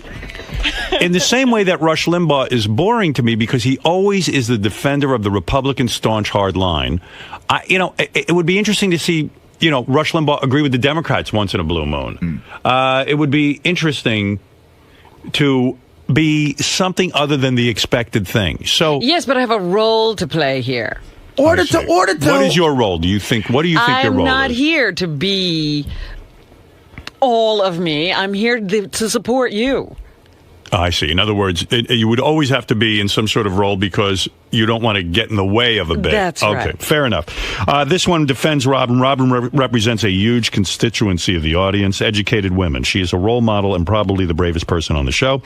As a black woman, she honestly enjoys herself day after day, laughing off many of the things many women would publicly pretend to be disgusted with. She also expresses her opinion with confidence, is extremely articulate and witty. Her news is my favorite part of the show, and the give and take between Robin and Howard is the quintessential radio gold. No one should ever criticize her for living her private life exactly the way she wants to. She has taken abuse both personally and in the media, and it has made lesser folks crumble. Often she's been the brunt of focused criticism as a woman. She's frequently asked, how do you put up with that kind of misogynistic humor? The answer is she's a real person, like all the millions of women who have listened and laughed and enjoyed the Howard Stern Show for years. Many have accused her of being a hypocrite, but I find her very consistent in her walk and her talk. Oprah is a daily ambulance chaser and huge hypocrite, exploiting the stories of the poor and downtrodden so she can sweep in, throw money at the problem, and look like a superhero. Yet she is celebrated and seldom criticized for living an extremely extravagant lifestyle. No one dare touches her. She's a black woman who made it. Robin is real.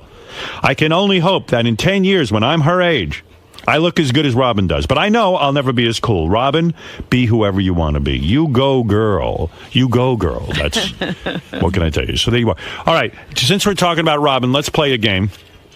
The Robin game. And I'm going to ask the people in the studio now to help us with this. On a scale of 1 to 10, 10 being the craziest, 1 being the least crazy, what do you find to be the craziest thing about Robin? Okay, you ready? I'm going to make some statements. Yesterday, Robin revealed on the air that she has an on-air character.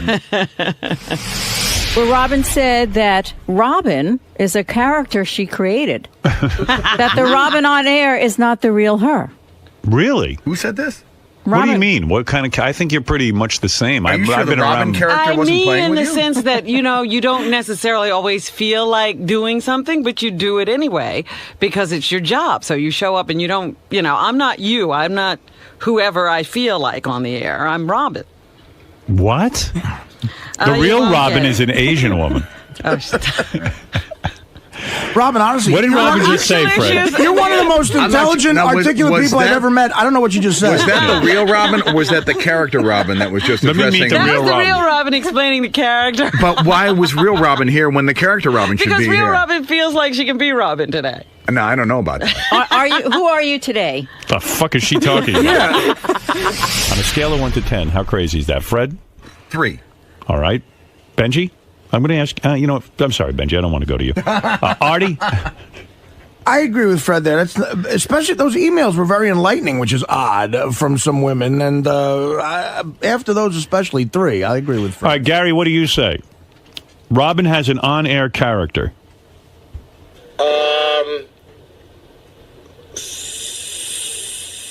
6. Yes, the answer's 7. That's crazy. I mean, Robin is a woman who has, yes, many sides to her personality. She has not created any on-air character. Let me put it to you another way. All right. Because you seem to be having trouble with this.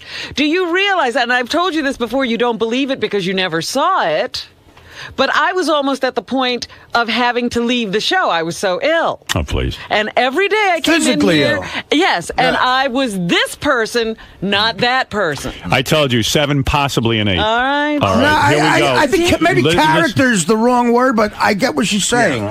I take on a forget it. All right, let's go number 2. There's a lot to get through. There's a lot to get through. One more thing. Again, I could give you physical evidence of how sick All right, I next was. thing. Robin claiming she was so ill she couldn't do the show. 1 to 10. Go ahead, Gary. Oh, boy. It's a very dramatic story. 1 to 10. A 6. Fred? That's same 6? Yeah, I'm saving. I got more. I'm saving my big numbers for. Fred, quickly, a number. I think she really was sick. You think she believes it? Yes. I think she really was sick. No, I you. think she really was sick. I'll say 1. Okay, I'm going the other Artie? direction. Look, I am almost at that point. 1. I mean, I don't think you don't believe someone could be so sick. You're really at the real point. She was fine. The answer is a 5. Okay, let's go. The answer. Who Here are you, is the next one. McLaughlin? Yes, here is the next one. Taking on a character. Robin gives herself coffee enemas. On a scale of 1 to 10, go ahead. 10. 10 is the right answer. Fred, what do you say? While I was conservative in my other judgments, 13. Yeah, all right. Artie? I was waiting for this one to hit it out of the park. That's a 10er. All right. Robin names the people that she goes out to dinner with and gives them a name. Girls' night out. Scale of 1 to 10. How kooky is that? That's more like a 4. That's like a dopey chick thing than weird. I give it a Dopey 4. chick thing, 4. Go ahead, Artie. Yeah. Sorry, Fred. Yeah, 2. It's a chick thing. All right, Artie? It's about a chick thing or an effeminate guy thing like Jason. That's a 2. I think it's an 8, and I'll tell you why. Why? Chicks naming It is the themselves. You do that all the time. We No. created an organization. I'll tell you why that's kooky. I go out with people all the time. You don't throw Naming, fundraisers with giving them. and that's And we'll get to that. And that is when we decided we needed a name. All right, fair enough. I told you it's an 8. Ugh. All right, I believe was this was is the name before the goodwill that you were about to do. No. We were already well into the planning when somebody said your organization needs a name. Okay. All right. Then, see, I stay with my 2. I stay with an 8. Now, here is one. Why don't you just get me locked up? I'm working Why on it. don't you just bring in the straight check? This is my evidence. We need you. You're important in the show. Can't lock you up. Same with Artie. All right, here we go. Here we go. I believe this is one that really can be easy. You've already got a 10. Beautiful apartment in Manhattan, moves to Staten Island. Okay. Scale of 1 to 10. How crazy was that? And by the way, keep in mind, this is the woman who claims, well, I don't do anything for a man. When I'm in a relationship, she moved to Staten Island because her boyfriend was in Staten Island. There's no reason on this planet anybody moves to Staten Island out of Manhattan, a single woman. Go ahead. I was the one who contributed this one to the list. Totally an 8. You had the most beautiful apartment in Manhattan, and you moved to Staten Island. And I thought I was having the rest of my life with somebody. It wasn't just. But you didn't say that at the time. What? At the time, you told. I remember exactly why you told me you moved to Staten Island. That's right. Because you were less than truthful. The Hamptons were too far away, and you wanted to have Well, a pool. I really thought I was just going to use the house on the weekends. in Staten Island. That was going to be your weekend retreat. You immediately became the first, second, and third biggest celebrity on Staten Island when you moved there. All right, so Robin decides Staten Island is the perfect place for a summer home. Well, it's Scale of better 1 to than 10. Artie trying to buy another house right near his apartment. We're not doing Artie now. You took me out of that. And I'm so nuts, that wouldn't even make my list. Yeah, that wouldn't. I talked you out of it. All right, Gary, You did, 1 to okay. 10. Gary, And I didn't do it. Gary, 1 to 10. How crazy is it? 8. Fred. I'll go with Gary on that one. 8. Artie. That's 7. It's an 8. Look, It's an I'm 8. a city girl. Staten Island looks like the country to me. Okay. Robin flies to L.A. to use a special blood machine for no medical reason. 10. For no medical reason. Easily a 10. I'm not even going to hear the rest of the opinions. We even determined that flying on the plane was more negative to your health than the actual blood machine. Sure. 10, right, guys? Okay, wait a second. Absolutely. See, what are you naming this group that you're just running? Boys night out. Even on airline websites that they say there is a detriment to your health. Well, why if that's don't even the right the word. pilots just stop flying? That's how they make a living. Exactly. That's their job. You're not. On the other hand, So you they are should flying to risk L.A. their for a lives. medical benefit when you're destroying your body on the plane. I enjoyed it 100%. It's like coal miners. They got black lung. It's not because they wanted black lung. They did it because they had to make a living. Fred, like smoking. on a scale of 1 to 10, is that a 10? That is a 10. Artie Lang, who knows something about illness, go ahead. What Is that a number 10? was Phil Rizzuto? 10. 10. All right, let's go. All right. There's more on this one? Oh, my God. Robin's diets.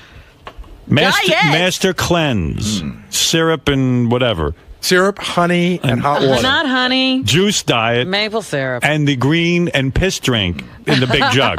Go ahead, 1 to 10. How crazy? That's more like a 7 or an 8. Fred? I'm not going a 4. I don't think it's that bad. My sister and about 10 of her friends do that shit. So, out of respect to my sister, 9.5. I'm going to say Artie is closer to the truth, and I'll tell you why. There is this willingness for Robin to go with any guru of the day and try these various. But I don't think that's these uncommon dangerous with people. things. When people are desperate, they do desperate things. Well, let me tell you something. Look, I took advice from David Blaine. That's how desperate I was. All right, it's a 9.5. But he was already a rail. All right, Robin masturbated with meat and vegetables. How crazy Oh, is my that? God. I was a child. I put that Even more of the reason. Early craziness. Go ahead, Gary. I put that low on there because A, she's a sexual being, and B, it was a long time ago. But it's so meat and vegetables. Yeah, that's like a please, 4. you're saying like it was a steak. It wasn't a steak. What was it exactly? So I can evaluate. Was it a pepperoni? It was it cucumber? a big sausage. A sausage. I rest my case. Okay, 6. Okay, Fred. I don't know. That slightly turns me on. I'm going to say 1. All right, Artie. If you're a piece of sausage just waiting there to get bought, and every other piece of sausage gets eaten by somebody, and you're the one that goes in some chick's pussy, that's a lucky piece of sausage. I'm going to give that. I mean, human sexuality is crazy. But that sounds like an 8. It sounds like a 9 to me. 8 or A 9. sausage. Wait a minute. A sausage. You don't have. What else are you going to use? Okay. You're a kid. Your finger. The finger wouldn't do the trick. Really? You need that big a thing. The finger would not do the trick. How about a rolling pin? Yeah, I mean, well, I see what you're saying. big. This is when you were young and there was no such thing as a dildo. You're not going to some store. There's no What about store what for you about to go to. what most girls use? A hairbrush, the handle of the hairbrush. I didn't think of a hairbrush. It wasn't big thought enough. of a sausage. It looked like a penis. All right, I'll let you slide on that one. I have a question. All right, had a guy come on to her when she was in her sausage and veggie period, would he have stood a better chance at getting in your pants? No. Okay, here we go. The next one. Let's move on because there's a lot of them. Because I had the sausage. No. Robin changes her name to Ophelia. And as an author, she's Robin Ophelia Quivers. Yeah, I thought that Not was. Robin Ophelia Quivers as an author. I believe you are. See, there's 2 elements that makes that weird. That she insisted on all of that and then dropped it like 2 months later, like it never happened. So Right. that's like a 7. A 7. Fred? I'd be a you guys. hypocrite. 1. Okay. Never can take a joke. Artie? That was no not joke. Why? I don't know that whole How dare story. you? It was so so funny because everybody had 3 names at the time, and I said, I want to be a 3-name person. I'm All right. using No, my I middle remember name. so you just picked Ophelia out of the blue. No, That's her name. her middle name. Oh, it's your middle name. She decided she wanted to be called Ophelia. Well, it would have been crazy if I just picked Ophelia. She wanted to be Robin Ophelia. 6. A 6 is about right. That's right. 6 or 7, sure. I mean, come on, that's insane to walk into your coworkers and say, do this with everyone here? I demand to be Robin Ophelia Quivers. Can we do this with everyone here? All right, let's go. I don't know if I can sit through mine. Quickly. I don't need all the dissertation, just a number, okay? Here we go. Robin joins starts hanging out with witches and goes into the woods for a witch meeting. She denies that. Ever go into the woods? I told you one of my friends was doing it. I never did. You never joined them in any witches? Never went all right, to the woods. I'll give you a pass on that one. Okay, here we go. Next one. Robin buys a house with a swimming pool and can't swim. Oh, that's huge. Okay, But I have a boat and I can't swim. Right. Yeah, what is listen, that's like an 8 or 9 because she went swimming one day and almost drowned. Right. That's like an 8 or a 9. That's like, and then went back in the pool. it's like Russian roulette. I took swimming Fred, lessons. 8 or 9. This is a hard one because Robin is wealthy, and wealthy people. But can, she Wealthy goes. people drown. Yeah. 7. Art. Art can't 6. swim. I mean, actually, I can, but 6. I don't think a lot of people have pools. That just, All right, the next one was Robin bought a boat and a jet ski and still can't swim. So, okay. All right, finally, Robin puts the giant picture of herself in the house. That's in the dining room. It's for me. That's low. It's odd, but more like It's a 3. 4. It's a 3. Yeah, It's a 3. Okay, good. Fair enough. Okay, and here finally, Robin once kissed Stuttering John. 11. Here we 11. go again. Fred? I'm fucking nauseous when I I was think of that. coerced into it. No, nobody is coerced into Yes, that. he would not get out of my car. Oh, I was hold on. trying to Oh, go come on. somewhere. You got to put that in a He bigger. was like, unless you kiss me, I'm not leaving. Wait, you got to put this in a bigger perspective. No. Robin didn't That's kiss her. true. Robin kissed an intern. She basically did- kissed her intern. Right. Stuttering John. What is it on a Oh. scale of 1 to 10? Oh. 10 being the craziest.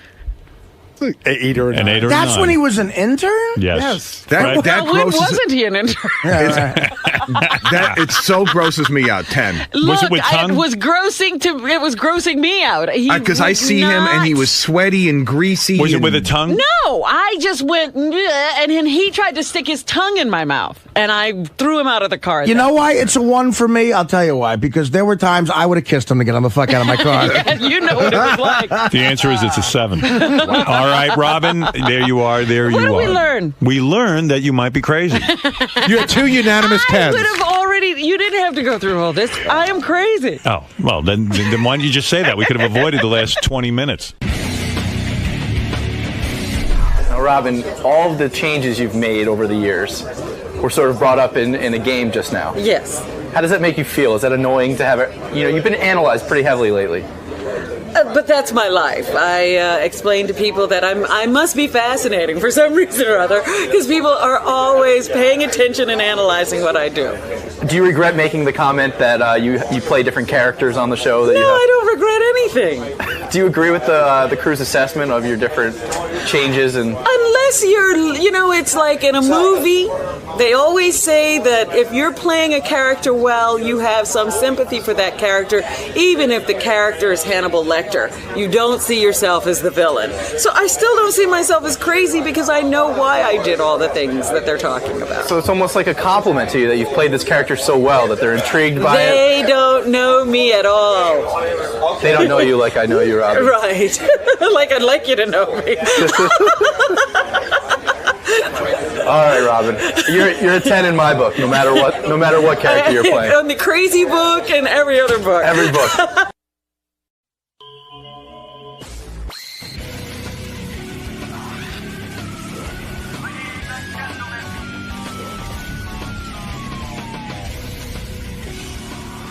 Alanis is here. Maybe I should take a break and let them set up. Alanis Morissette's going to do one old song, one new song. And I'll straighten her out about all this shit she writes about these guys. Well, she might be in love again. Maybe she's found a new guy. She did find a new guy. I read that. Oh, yeah? Yeah. But this album must be great because whenever a guy breaks up with her, That's what I look forward to. she writes the best music. The good songs that come out of a broken relationship. And this Ryan Gosling dude who she broke up Not with. Gosling, Reynolds. Yeah, I didn't even heard of this guy, Ryan Reynolds. Ryan Reynolds. He's nobody. a good-looking guy. Yeah, he's a good-looking guy, but he's nobody. You know. Did a string of movies over the last couple of years. And believe me, She'll be fine. But, you know, when... Oh, Alanis is ready to go. Okay, let me take a quick break. They're going to set up. All right. I'll talk to her. I haven't seen her in a while. I love when she sings. She sings like an angel. Hi, I'm Alanis Morissette, and I am here at the Howard Stern Show. Very excited to be back after having been sort of under a rock for a while. Here to talk about flavors of entanglement. Can't wait to talk with Howard and Robin and jump back into the fire. Look who's here, Alanis Morissette with her guys. Let me introduce the guys, too. David Levitt and Jason, how do you say your name, Orme? Orme. Or, whoa, hey, you got echo. Wow. I do. All right, I could do that. Reverberant. Hey, man, what's happening? You can go with that. It's actually a ghost. Orme? Orme, actually. Just Orme. As if it had no E. That's weird. What's going on, Scott? Hello? I don't know what's going on. I feel like I'm in a cave. Alanis, you don't have echo, do you? I don't. Yeah, good, okay. Anyway, good to see you. Good to see you. You look beautiful. You look fantastic. You guys are cute. And you're... a lot of the guys reported to me that there's a lot of hot women in your entourage today. A lot of hot women. Who are all these hot women? I'm surrounded by them. Who are all these hot women? What's going on? Leah, Devorah, Emily. What's going on? They're very hot goddesses. I can't help it. I'm a magnet for them. Scott, is something weird going on audio-wise, or is it just my headphones? Are you guys hearing it, too? Is it just a very weird in-and-out kind of thing? I don't know. I only hear the noise in the room. Scott, what's going on? Sounds like it's a gate. Right? What's a gate? Hold on, we'll work it out. We have nothing but time. We have nothing but time to bore the A audience. mic gate that opens and closes. Yeah, what do I do? I don't give a shit that it's a mic gate. What do I do, though? I'm interviewing Alanis. I'm trying to show her how professional I am. Trying to impress her. Where's he going? He leaves the room. You take care of it. It's a gate. I'm going to go take a shit. I'll be right back. Why don't I take the gate and slam it over his head? It's a gate. It's a gate. It's a gate. It's a gate. It's a gate. I go, oh, it's a gate? Okay, good. Well, I sound horrible. Anyway, maybe the gate will be fixed. You sound great to me. Thank you, Alanis. Everything is going berserk in my really? headphones, but That's I'm not trying to be good. professional, and I've never been professional, but today I'm going to try to be professional. He's back, and it's no better. Scott, what happened when you left the room? What did you learn? Go ahead. I learned nothing. Yeah, that's what I thought. What's going on? I'm just checking to see if there are certain settings that are on. No, it's not. I'm just. There's no gate? No, there was no gate. Like the headphones are cutting back and forth? Maybe it's a door. All right. See, that's happening to your headphones alone, I think. Hey, Scott? Yeah. Does it have something to do with Howard's microphone? I don't know. With the processing? Well, he's asking Scott. I'm having a horrible time today. I'm sorry. You want these headphones? Yeah, I would do They sound anything to. Who is standing over my shoulder making me nervous? I'm looking for a problem. All right, I'm going to keep talking. I don't care what happens. Trying to diagnose. I don't have time for that. Okay. All right, thank you. You're looking for a problem? Look in the mirror. Alanis, you've written a new album. Wow. I'm excited that you're here today. You know I love your music. you're I'm a sweet. big fan of yours.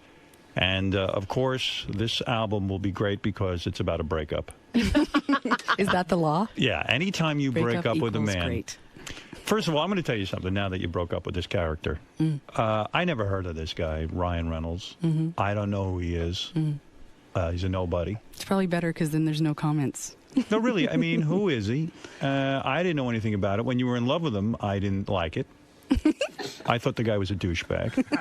That's But law that too, was right? a nice song, too. Are there angry songs on here where, you know, Dave Coulier, we learned was a douchebag? No, And- judgments abounding this morning. No, but I mean, you have to admit you're at your best when you go through a breakup. As emotionally painful as it is, you were engaged. There's two life forces that create worlds in music. Go ahead. Infatuation or joy or whatever the juicy ones. In other words, the meeting of somebody new, the pure joy of a new relationship, getting it from a new guy. Go ahead, That yes. height. Right. And then the pain. The pain. Anger. Anger's good too.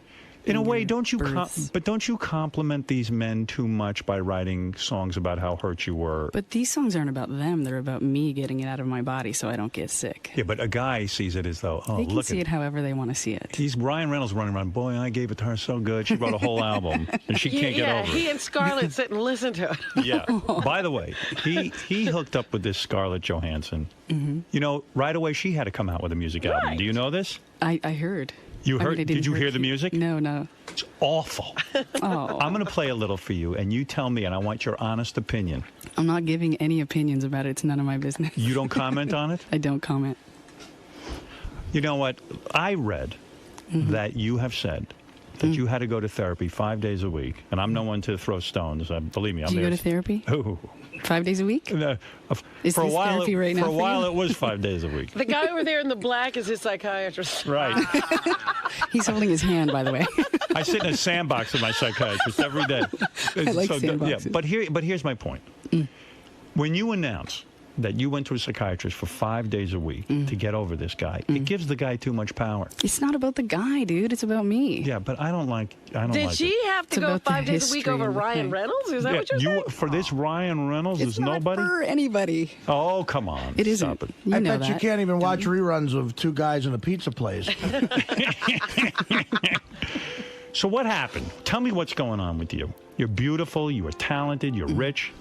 You're a You were great. engaged. As though rich weren't exempts you? me from all humanity. But weren't they engaged? You were engaged. You were engaged. I was. So what? He comes home and announces he's with another broad? No. How does that all work? Pregnant pause. Tell me, Alanis, what's going on? Tell me what's what do going you on. need to know, I really? need to know. I need to know what happened here. You were Have you engaged. ever been in a breakup? Yes, And but how did that go I for do you? the breaking up. No, Oh. I've been broken up with. Yes, and it's and very, vice versa. it's very painful. Well, it always takes two to tango, and there's perfection to this. I saw this all. Whoa! Don't be mystical with me. What do you mean you saw this all? Mystical. What do you mean you It's saw called this all? vague. What did you see? What did you see? I just saw that eventually everything would be perfect, and it is. I don't believe that for a minute. I've heard that's your rap. I've heard you say everyone is where they should be right It's now. kind of true, though. Although "should's" a silly little word, isn't it? I'm glad you're single. I like it Are better. you single? You haven't found another love? She's banging a dude. I read that. Really? Yeah. Who's the lucky guy getting you? I'm not talking about him yet. Oh, you're going to talk about I will him. eventually. You're eventually going to write an album about him. You know that. Probably. If I haven't already, how do you know I haven't? You could be working on some new songs. Yeah. How long do you wait when you go through an emotional breakup? Okay, you were engaged. This was the man you were going to spend the rest of your life with. On paper. Right. How long do you wait before you bang a new guy? Well, there's banging and then there's committing. Okay. What So do you, I wrote a song called Moratorium about taking a break. you took a break from sex. No, don't be crazy. You love sex, right? I love it. Some guys think you don't. Really? Some guys think that you're Who are very. these people? Some people think you've got a very sort of cool demeanor. Oh. And that sex isn't that important to you. Who's Yeah, saying who this? would I've never say heard this in all I've my said life. that. Oh. Are you saying that? Yeah, right. I don't know. Are you a very sexual person? Yeah, of course you know that, don't you? We've talked about it. No, you haven't told me you're very sexual. I was telling you about what she sings about in that song. It's all about what she does. That's a song. Oh. And you just asked me something, and I was all excited to I answer was it. saying, how long do you wait? Oh, yeah. Before you have sex. Forget about a loving The relationship. commitment and all that. Sex. You went out and you said, you know what? I'm going to go have sex. I'm angry. I am hurt. I need an outlet. I need a man. Right. Although some people's outlets isn't the sex addiction thing. Right. Understood. But how long did you wait? Couple months. Couple of months. That would never happen with a dude. Couple of hours for dudes. Is that how it works? That's right. Guys are different, though. They grieve long, drawn out years. Guys? I think. No. Dude. Guys wait an hour. No. But that's my point, is they wait an hour to do whatever the thing is that they do. Right. But I think that their grief is sort of drawn out over many years. Perhaps. Women hit the rock bottom moment, devastated. Phoenix rises, all is well. So you're telling me right away you were fine with this? No. No. You were not fine. You were heard the hurting. record. Why didn't you call me and talk to me about I this? knew I'd see you eventually. I didn't want to. You feel that I'm not someone you can turn to. I didn't want to sort of burden you. You didn't want to burden me with your No. pain. I know you have a He lot of would have people been coming to you for so advice. excited if you were calling him. Oh. But did it blindside you, or did you kind of see this coming? You saw it coming. You prepared yourself for this. Do you think he's the kind of guy that does a movie right away, he falls in love with the next person he's with? Is that the kind of thing? I can't speak for him. I have no idea. I don't think he and Scarlett Johansson have done a movie together, have they? I don't know. No, she's in good movies. Pregnant pause. All right. You know what's funny? Because you were coming on, I've been researching this. Here's my prediction. Where do you research? You just go on the internet and go. I read the gossip pages and all this stuff. This kid, scandal sheets. As this some people guy, call it. did you know this Ryan guy? You hung out with him? You did? Did you think he was an asshole then, and you were afraid to tell Alanis? No comment. gentlemen. You guys thought he was an asshole, didn't you? Tell the truth. No, he had a good sense of humor. He was a pretty funny guy. But you didn't like him, did you? Everybody knew it but her. Tried not to judge him. So why didn't you guys tell her? I would have told her. I should have told her. Oh, he never talks. He says that After you now. left the last time, I said, that guy's an asshole. You didn't. I did. You said this morning you didn't know who he was. I don't know who he is. So you're- I still don't you're know lying. who he is. Would you say to your musician friends, I would assume, or your closest friends, I would assume that you've said to them now, if I start dating this new guy and you see that he's an asshole, would you please tell me? Have you said that to the guys? I don't need to. I'm different. You are? I'm in a different place. Well, how did you change? Does 5 days a week therapy mean anything to you? And you had real change? Oh, yeah. How long did you do that for? Many months. Well, 5 days a week was sort of early. Many months, and you were changed. Shit, yeah. I've been doing this 10 years. I haven't changed. Now, there's wisdom talked about, philosophized, but then there's the application of it, and that's where the rubber hits the road. And I feel like the rubber's been hitting some roads. What is different about you now after all of this therapy and going through this experience? What do you mean you're different? What is different? Oh, lots of things. You really want to hear the... Yes. Are you stronger now? Yeah, well, what does stronger mean? I'm less resistant to whatever human stuff comes up. So the suffering for me has come from resisting sadness, pain, depression, although you can't be that in society. You're only allowed to be what? Confident? You're way over my head. I don't even understand But did it. the therapist immediately say to you after you got into this consultation that you need to see me 5 days a week? No, that was my choice. You chose that. Mm-hmm. So is the whole how much you need? Is the whole album about this dude breaking up with you? No. How many? Give me a percentage. 50% of the songs are about this guy. Probably. Really? It's really the story of me in accordance to quote unquote this guy, because it's not just one person; it's every ex-boyfriend. But every ex-boyfriend is just a mirror of what's going on here. Are you real religious? Is that what's going on? Am I religious? Yeah, I got a feeling you're getting very religious. No. What is your religion? What, like Scientology or something? Yeah, what are you into? I'm not into religion. You're not? I mean, I You get believe in it. God? I believe in source or life or whatever the word is. Life, mother, kind of thing? Whatever the word is. Words are silly in this case. You believe in source? I don't know what makes that great flower or you. I don't know. I don't know. What makes don't the, ask me. You're asking me? What makes the ugly flowers like me and him and her? So when's the last time you spoke to this guy? I want to. Before I hear the new songs, I want to know, when is the last time you spoke to this guy and really said anything to him? I don't really talk about that. You don't? We don't. Has it been months? I don't talk about it. Would you ever talk to him again? Let's say he walks in the room right now, which I have him waiting in the green room. See, I want to know, is she the kind of person who, we remain friends? See, I don't believe that people can remain friends after romantic relationships split up. I disagree. Well, you're right. Yeah, I guess you're right. I mean, you might pretend you are, but there's always some sort of little elephant walking around in the room. Right. Or a big elephant. So he's not your friend? Well, friend is a... Do you still cry about him, or are you over it? No cry. No crying. No cry anymore. Excited. Look, I mean, I'm here. And you waited months to get laid. And how did you select the man that you were with? You must have been leery of men at that point. Well, I wasn't leery because I wasn't going to go down the slippery slope of committing to anybody, so I didn't have to worry about it. So you had random sex. You didn't commit with him. You had a sexual affair with someone. And it only... Was it an affair? Was it a lot of dated. one-night stands? Or... You became a slut, is what you're saying. I already was a slut. Are you a slut? Yeah. Are you really? It's fun to be a slut. You have been going through men like wildfire. Like water. Have you really? Have you? Well... Don't you feel you're hurting these men? You're funny. Serial monogamy for me. Serial monogamy. I'm a committer, and then I'm also a take-a-breaker, But I took a longer break this time. Muy importante for me. Yeah, but wait a second. I'm not understanding what you're saying, and I'm gonna corner That you meant on this. very important. All right, you went through the breakup. You went through the breakup with this guy, and I don't think you should date actors. I won't be. That's my feeling for you. I'm not. Okay. She never has. Have you seen the stuff? Oh. Good. That's it. Give it to the guy. That's how we lash out here. We judge. We're your You friend. didn't We're on like your team. Employee of the month. We're like, Come fuck on. that guy. Yeah, you take We don't sides like in him. life, honey. We're with you. We're on Team Marset. We don't like that guy. Oh, you guys are killing me. I don't like him. Bring it on. Let's go. Let's go. What do you need to know? I'm saying, so you decide to have sex. How's the guy get you? Where did he meet you? And where do you meet a man? And where do you decide to have sex? Well, I've never had trouble meeting men. No, a I lot of could see people that. think that it's You're a sexy. hard thing. You're Yeah. cute. I bet you're good in bed too. I bet you. I enjoy it. You love it. What do you love most? What do you love to do? What don't I love to do? You love it all. Yeah. When you say you love it all, though, you're implying a lot of things. You're implying Well, with these guys. oral and anal. That's what you're implying. How long did it take to get to this part of the conversation? 6 minutes? This is what you're implying. You know? It's like a Jackson Pollock painting. You don't know what you're going to get. Robin, you love it all.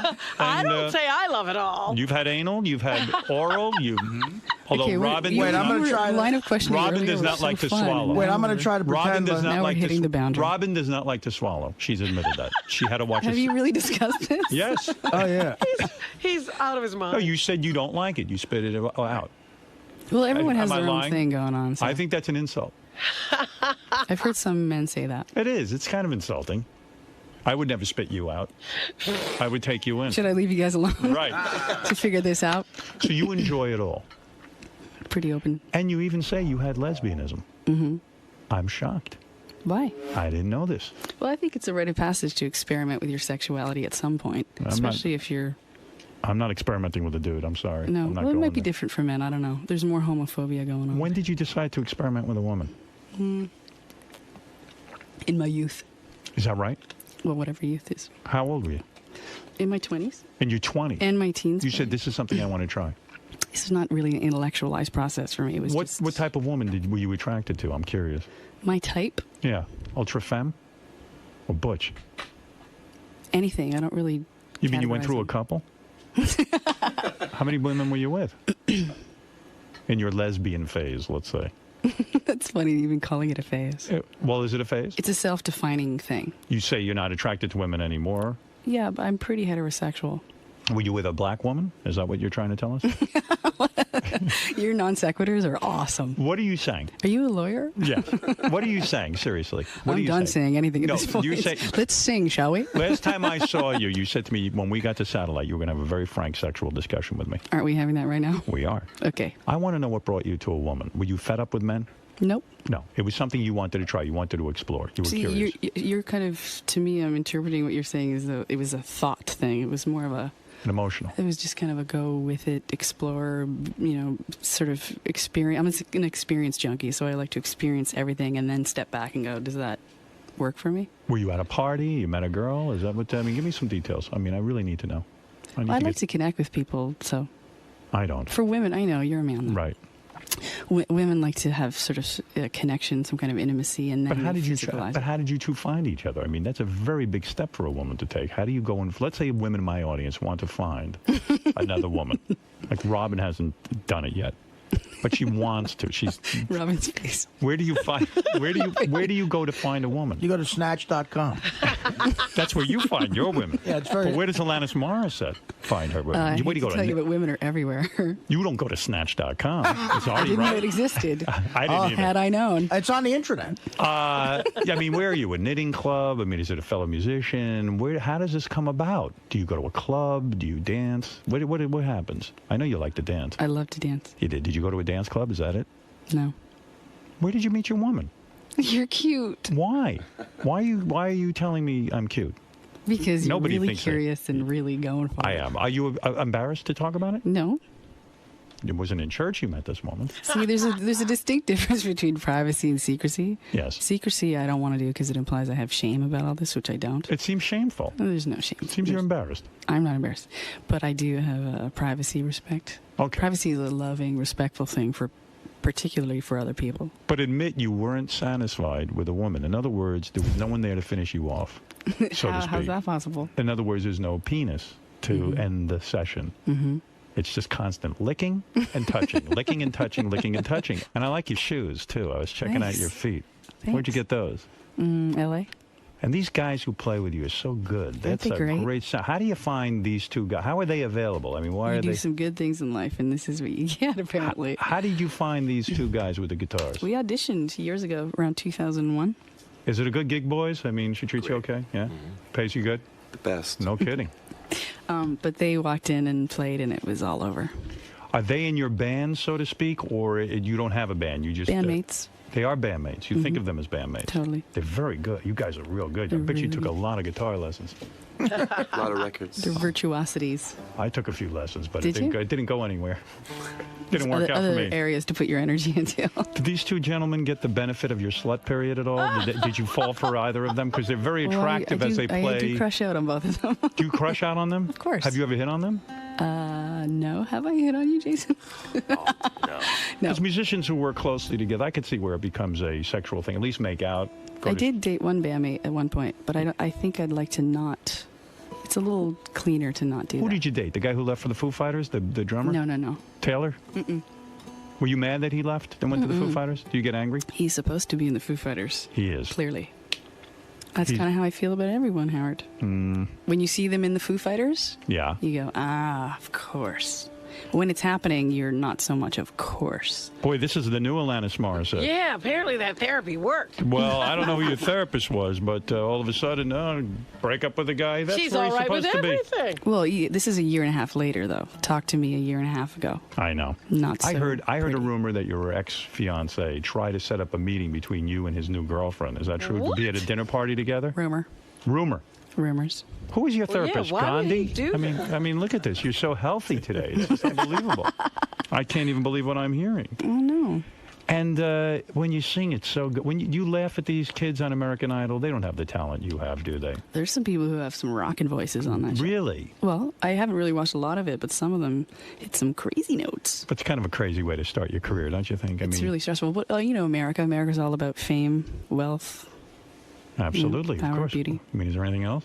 A couple things. That's it. And your parents must be very proud of you, aren't They're they? cute, yeah. But your parents, you probably have a lot of issues with your parents. Didn't your Who parents doesn't? push you into a childhood acting career? I wouldn't say push, no. Well, how did you end up on TV as a young kid? I went to a cattle call. My dad saw it in a newspaper and said, hey. See? Your dad needed That's you to a be little famous. bit of a push. Come on, let's get into it. You don't have a little bit of a problem with that? Oh, I have lots of stuff that I've worked through, dude. Yeah. Don't get me started. Are you friendly with your parents? Yeah. What do you think of Britney Spears and Lindsay Lohan? I mean, like you see, they got some parent issues. And... Yeah, are they sluts? I don't know. I haven't hung out. You don't know them. I don't But know. you have feelings about child acting and being I pushed do. into stuff by your parents, right? I think when kids are in it too early, it's a little abusive. Yes. How are they supposed to know? I think after the first 12 minutes when the novelty wears off. So you feel your parents were abusive? That's what you're saying here today. No, I think that they were doing the best they could, dude. Now, the new album. Tell us what this is about. So excited. I think we know, right? This is about the breakup. A lot of people interpret songs interestingly. I did a song called Hands Clean, and a woman came up to me and said, wow, that song about the lesbian relationship you had was so intense. Wasn't it all about that? But I didn't correct her because I thought these songs are for me when I write them, but then they're for other people when I Yeah, let it's them what out. she got out It's of it, right? hers now. How long were you with the lesbian? How many years? I never exclusively dated a woman. No? No. But she was on the roster. In other words, you dated her for a while. It wasn't a one-nighter. Mm-mm. Wow. That's hardcore. Is it? Yeah. I'd love to see pictures of that. Oh, God. Not gonna, You rolling not gonna around on the happen. floor with another woman? Did Okay, the woman let's talk about this new song, shall we? Did the woman ever get a song? If I have to think about it, I guess the answer is no. The answer is no. Was only one woman? Or there were No many? comment. Wow, there was more than one. There's the answer. I guess Oh when you my say no God. comment, that means Wow. a yes or a no. You're wilder than I thought. Would you ever bring a woman into the bedroom with you and your man? Let's talk about this song. shall You we? have done that, haven't you? You've had a threesome. Have you had lots of threesomes? No. Really? None. I get too jealous. When I'm with a woman, I would be furious. I don't want to see her with anyone else. I'm pretty, I'm a one-man woman, though, ultimately. Oh, if you were mine, you were not going to be rolling around with anyone but me, my dear. See, that's great. I like that. Trust me. I like that. We'll lock you up in a room. I'm not letting you out, especially around these two animals. But did you ever Animals. do the picture thing? Have you ever been in a relationship where you've done video or pictures? Sometimes. I Really? believe that. Yeah. Alanis is a bit of a, I'll play psychiatrist here. She's a bit of an exhibitionist. Oh, really? Even in the My Humps the video, you're dancing around in a sexy I prefer to outfit. think of it as not a lot of shame. Right. But Isn't that the same thing, aren't you really? nervous that the videos you've done with your ex people will show up somewhere on the internet? No, because I destroy them eventually. Oh, you do. You have possession of all of them. Of course. What do you do in these videos? Do you wear a schoolgirl outfit? Would you ever put on a schoolgirl outfit? If you were my girlfriend and I said to you, listen, Are you into that? Are you into schoolgirl outfits? I'm not into Are you outfit. a role player? I like people naked. But if I did a video with you, what I would do is I would Are say... you telling the truth right now? You just said you're not into that. No, but if I was doing one with you, I would make it that you are auditioning. The casting couch one. And I come in with the camera and I go, okay. Okay, little one. Little one, take off your clothes right now. Let me see what you got. See, and you that's go, just not exciting, though. oh, That's like... it's going to be exciting. Okay. Are you engaged right now? What's I your am story? engaged. I am going to be married in a couple of months. Really? That's right. Where are you doing it? Are you doing it here in New York? Or? We're having a thing for our families. We're having a thing for our friends. It's going to be like Prince Charles. He's doing a wedding tour, apparently. Oh, great. Congratulations. Thank you. I'm Are sorry you to break your excited? heart. Everyone Alanis has a must thing see for me. him get married. Are you excited? I am very excited. That's pretty exciting. I'm very excited because I never thought I would get married again. Oh, you were married. I was married, You were yeah. married. Oh. Then no. Then yes. I was really bad at it. Because Why I are you failed. good at it now? Did you do therapy 5 days a week? Even my psychiatrist said, why am I still coming to you? And he said, because you want to be a good husband. Aw. And I go, See, that's that's right. great. And you want to be good with your kids. And I went, yeah, you're right. Okay, And you're just never read my- going to be able to do this on your own, is what he's saying. Oh, Well, most people can't. 10 years I'm waiting to be a good husband. Are you a good husband? I think I'm going to be a good I think husband. that's when you can get married, is when you're a great husband. Then Who you knows? get married. Who knows? I'm so fucked up. You know what I mean? I'm hoping I'm going to be a good Well, husband. you'll find out. I'll tell you what, He'll Alanis. have good days and bad days. I make Don't this we all? commitment. I make this commitment to you. Okay. That I am going to try to be the very best husband I can. You know be. what Will Smith said? Thanks. What did How he say? keeps his marriage together? Rhyming. Yeah, I mean, how Did you say rhyming? Yeah, rhyming. He compliments her publicly, which I love. He said that they took divorce off the table. Yeah. It is not an option. That's great. So they have to realize they have to work everything out. Well, that's stupid. I mean, that is just insane. That would scare the fuck out of me because that means murder is on the table. What have you done to yourself? You look very good today. I mean, you look better than usual. What's Thanks. going on? What'd you do? I am growing up. I am a lady. Is that what it is? I was a tomboy for a very long time, and I still am. But Yeah, you're very femme today. I like it. I like Thanks. it better. yeah, I don't want you as a tomboy. you're a man. Be a woman. That makes sense to me. All right. Be a fully shaved woman, and you got me. Now, you smile when you sing. Are you very, very happy when you sing? Depends what song. Is that a stage thing, though? Because you know that they even say on American Idol you have to smile and connect with the audience. Well, there's no audience other than intimate friends. here. Right. But that's your style. Well, this song makes me happy, and I sing the song when I sing Thank You, I'm happy. But when I sing other songs, I'm not so happy. You're not so happy. Furrowed brow, scraggly little facial expressions. Right. Yeah, There's you're no good. vanity when you're rocking out on stage. Who do you listen to? Like, who are your favorite musicians? These days, a woman named Sarah Slean in Canada. She released a record called The Baroness that I'm obsessed with right now. I've never heard of her. She's great. I tell you, I never Let's heard of write that down and go get it. Who is it? Sarah Slean. You like her? I love her. She's cute too, isn't she, Jason? Yes. Yeah? You want to meet her, huh? I have. You Already have? met her. We played together in Ottawa, in my hometown. You have sex with her or what? No. No, you make that happen. Neither of us were like, nope. You guys are rock stars. You're supposed to be making that happen. What's going on with you guys? Yeah, you're married. All right. Well, that's too bad. Well, listen, you are delightful. Thanks, for you. I was very upset. I was hurt for you when you were going through your personal pain. Your empathy. Well, no, I was concerned about you. Thanks. I consider you a friend of the show, and that I worry about you. You know I'm on your side. I do. I never liked that guy, and I never will, because he did this to you. Nobody did anything to anybody. He did something to you. He broke Okay. your heart, and that's not good. I think I broke my heart. What do you mean by that? You know, I'm a magnet for certain things, and I need to play it out until I get it, dude. You fall in love easily, don't you? Not anymore. Yeah, we'll see about that. No, we'll talk See the about next Is that time. a good thing or a bad thing, though, not falling in Well, love? falling in love is that whole term just makes no sense to me. There's Makes a lot of sense. infatuation and lust, but that's not love. Love is a verb. No, love is you give yourself over to the process. You're in love with the idea of love. That's just fantasy, though. What are you talking about? Oh, boy, are we bitter. We gotta talk. What are you talking about? I think there's lust and infatuation, and then I think love is like an actual commitment to use it as a verb, like it's an action. Loving when you're in fear and things are not good, when you love someone, that's a feat, I think. I don't know what we're talking about. Yeah, you do. I don't. You're getting married. I'm saying. Do you ever love what did you? your Did you just get a fiancé when tattoo? things are rough? Did you get? Sure, I do. That's love. Did you get a tattoo on your arm? I have a bunch of tattoos. Was that new? A year and a half ago. Year and a half ago. What went on here? Are you marking yourself because you're upset? No, that would look different, I think. Why did you? What does that tattoo experiences say? me. There's a name on your arm. What is that? This one's for me. This one reminds me to breathe. What does it say? Breathe. Breathe. You forget to breathe. Dude. Why Always does the one on during the other arm say "fuck Scarlett"? What is that all about? I don't understand. It says gentle, says which is the gentle. opposite of what you say. And I always laugh because what kind of person would need to remind themselves to be gentle? Well, are you not gentle? I wasn't. And now you are reminded by your tattoo to be gentle. Or some people say that because it's facing out, I'm reminding other people maybe to. I'm a sensitive creature in this extroverted body and lifestyle. You're a fragile woman, aren't you? Internally. Yeah. How about a tattoo that says "Don't date shitheads"? Right. I don't need that one anymore. It's something on the inside of my eyelids. Good. I like that.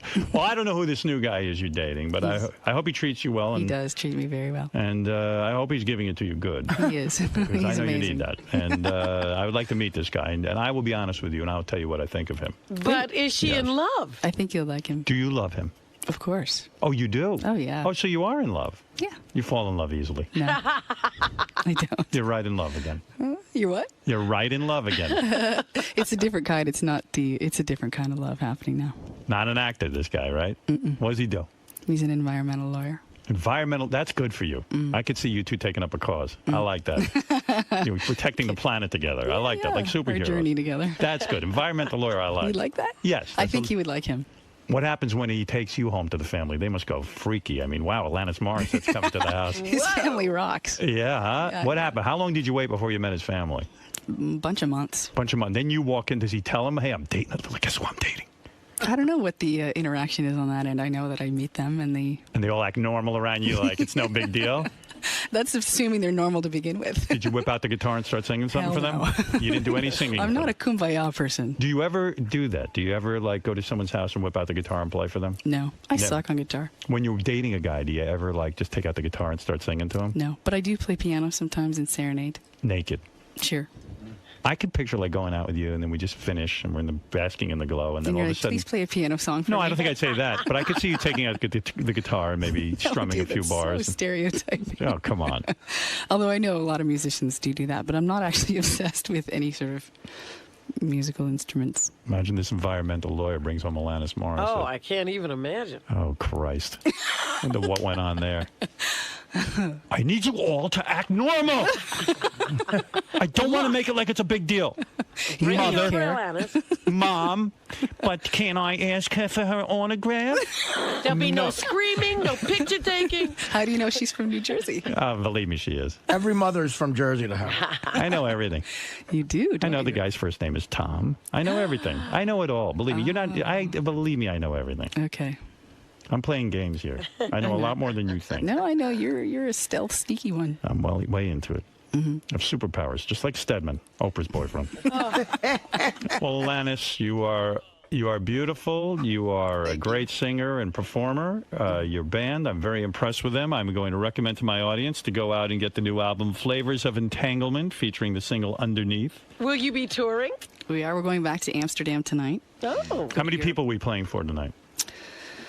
I don't know, a festival probably. Oh, you're doing a festival? We do festivals and our own shows. And then we come back here in the fall. We're going to tour in September, October, November, North America. Maybe I ought to come see you. That'd be fun. And you'll be married by then. Yeah, you'll bring your wife. And Maybe- I'll find out if you're being a good husband. Yes, maybe I'll even have you perform at my wedding. I'll see. I'll talk to you about it. Whoa, that's... Wouldn't that's- she be lucky? I don't know if I'll That's let true you. friendship We'll intimacy. see. This Ryan fellow, I don't know. He may have broken up with you, but I will never break up with you.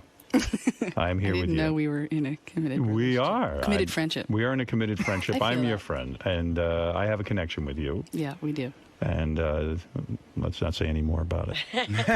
All right. And best of luck with the new album. Thanks. This was a lot of fun. And I would like you to open up more about the lesbianism. I'd love to know what you did. We'll get there. I Yeah, just have really. to You're hang very out more. uptight. Yeah, we need a couple of more hang times. I want every detail. I want to know if you shaved each other. I want to know where you kissed Yeah, each yeah, other. yeah, I you'll want to get know every sexual dirty detail. If it has to be a mutual sharing, though. I mean, it's going to be great. Yeah, come on now. You got to come let's clean, go. too. I'll come clean. Let's What do you go. want to know? You have a bit of both things going on here. You have the I'm the intimacy one-on-one thing. I'm trying. And then the other side, you have these two personas going on. What? Ask me anything. I'm going to answer you. Go ahead. I don't need to ask know. me. What do you want to know? I can assume. What do you think? Go ahead. You're a one-woman man. All right. What's your question? Go ahead. What do you want to know? Give me the dirtiest question you could ask me, and I'm going to answer it. It's going to be difficult, but I'm going to do it. Really? Yeah. I want you to ask me a question. You already said you haven't done three-ways. All right. I'm going to become clean with you. Are you? One night, I was messing around with two girls. This is when I was not as evolved as I am now. How old were you? This was a long time ago. And this was 8 years ago. Okay. 8-9 years ago, right before I met my my beautiful Your bride. sweetheart. I was in a situation with these two girls. Did you fall into it like you tripped and fell and then We boom, were messing two around, and one of them, and I swear I'm telling you the truth, grabbed my penis, put it in her mouth, and I was not into it. I said to her, "Don't do that," One and she woman or raped me. two women? I'm not kidding. No, It was this is two not women. cool. I was messing around with one of them, and then the other one did that, and I said, "Whoa, whoa, whoa!" And then it was too late because. So you weren't paying attention to this other one. No, and she even said to me, "You weren't paying attention to me, and I got your attention." Whoa, that's kind of hardcore. All right. And what about you? You've already asked me if you... You've been in a threesome. I know you have. Is there another song we can do? All right, we'll save it for another time. Okay. I'm a one-man woman, though, definitely. That's how it works around here. All right. I don't want to give the name of the woman the two women, but one of them. No need. One of them was Joan Rivers, if you really want. And she should be in jail. Remember that privacy thing we were talking about? Right. All right, listen, Alanis Morissette, we love you. Thank you so much for being with us. Hey, I was just in Amsterdam. You got to try the pancakes over there. Oh, really? He's not kidding. No, I'm serious. You smoke the weed and then you get pancakes. They're known for pancakes in Amsterdam. Really? Yeah, they Never are. heard that. No, Will you smoke the weed in Amsterdam? It is legal. Will you try it? Of course. You will. Yeah. You enjoy it. I love it. I'm shocked. I thought you were more like I'm a vegan hippie. Yeah, why does that exempt people from being don't do debaucherous? weed? Yeah, you do smoke weed. Sometimes. Wow. Will you ever not do all X? the time. Have I done X? Yeah. Yeah. And do you get all touchy-feely? Well, nothing much changes, actually. Well, wait a second. Who were you with when you did X? That doesn't matter. A dude or a girl? Doesn't matter. Sure it matters. I love it matters that you to always me. assume that everything's happened once and it was a pivotal moment and we need to talk about it. It would be for him. Yeah, things only happen once for me. Everything's only happened once, and that's the one we're discussing. And then I get scared. Oh. Please Please don't turn the table. Please don't turn the table. You ever do acid? Yeah. You have. What do you think of it? Great. Really? I think it's the most dangerous, horrible drug on the planet. I almost done lost it? my I almost lost my mind. Did from you do it once? Was it a pivotal event? I had been messing around, and then I took 4 hits of blotter acid. I didn't Good realize, Lord, but who that's knew that hardcore. they don't put on the side of the package take a little bit, But I'm doing like the Albert Hoffman kind of approach, like using it to crack open the head. and kind you of feel it was situation. useful to you. For me, but I think for some, everyone uses it for different reasons, and I don't use it. I used it once, and it was. Did you try Coke? I'm not a Coke person. But you must have tried it to know I've that. never tried Coke. You ever try heroin? No. Quaaludes? Yeah. You like those? Yeah. You had sex on them, didn't you? Be honest. That you can be honest about. You fall asleep on them, apparently. No, you have sex on them. I had sex on them That's when you- many times. That's when you dated Roman Polanski. Right. I am. What? What? I am. You've had Quaaludes. Mushrooms. Hash. Yeah. Hash oil. Yeah. Wow, boy, you don't mess around. You're, Well, I was you're a little compensating wilder. for a young era in my life where I was overly responsible. All right. Well, look at this. See, what's Oh, the she difference gotta between wrap it hash up? and hash oil, Howard? What's Hash oil is this stuff. You know how hash is solid? Yeah. Hash oil, they actually sold it. Was an oil. Oh, yeah? It was like an oil. And you drink it? No, you smoke it. Oh. It's crazy. It's very, very heavy stuff. I can't believe what I'm hearing. Whatever. You're never going to be president. You've done everything. I'm Canadian. I can't be I have president. done everything. I've done it all. And, You have? And You've look done at me. Coke, heroin, and everything. No, I did heroin once, and I snorted it because someone told me it was Coke. I wouldn't have done it. And you didn't have a good experience. It didn't really do much to me, quite frankly. See, I don't think you did it right. I thought Maybe you I got did it sick wrong. right away. I got sick, and that was the end of it. You threw up on it. I didn't throw up. No. No. If you shoot it, you throw up. Right. You guys are Well, isn't hardcore. that fun? No, I'm not hardcore. I'm not either. I'm very, very innocent. Trust me. Me too. Right, Robin? Absolutely. If you shoot it, you throw up on it. Why would you even? I mean, Artie's hardcore. I'm Really? No, I never. I snorted it quite a bit. I enjoyed it, but I never shot. He has a problem with it, but he's over it. Now he's healthy. And again. singing Anne Murray songs. Yeah, right. That's what happens. I mean, Artie used to drive 6 hours a day to get heroin. I mean, we're not talking about a casual user. You're right. He drove to Maryland to score. No, All right, listen. Delaware. Listen, let's call it a day. It's enough. I know you have to get going. Bless you. And thank you for stopping by. Thanks for having. Good to see you. Good to see you. Wonderful. Congratulations. Thank you. How exciting. And have a good time in Amsterdam. Don't get too wild. We won't. You know. So, Annis, Hi. how'd it go in there? Great. What'd you like about it? No shame, freedom to just speak. Now, how was it talking about, your lesbian phase and Whatever, past I've already- boyfriends? I already talked about it. Through You art. seem to be a little squeamish. I during have that. boundaries. I can sense in my body when I hit them, and I trust that I'll express it, which I did. And what do you think of Artie singing? Amazing. Canadian woman, are you kidding? You think he's pretty good, huh? Yeah, he's got the vibrato thing going on. All right, thanks for stopping by Thank today. you, yeah.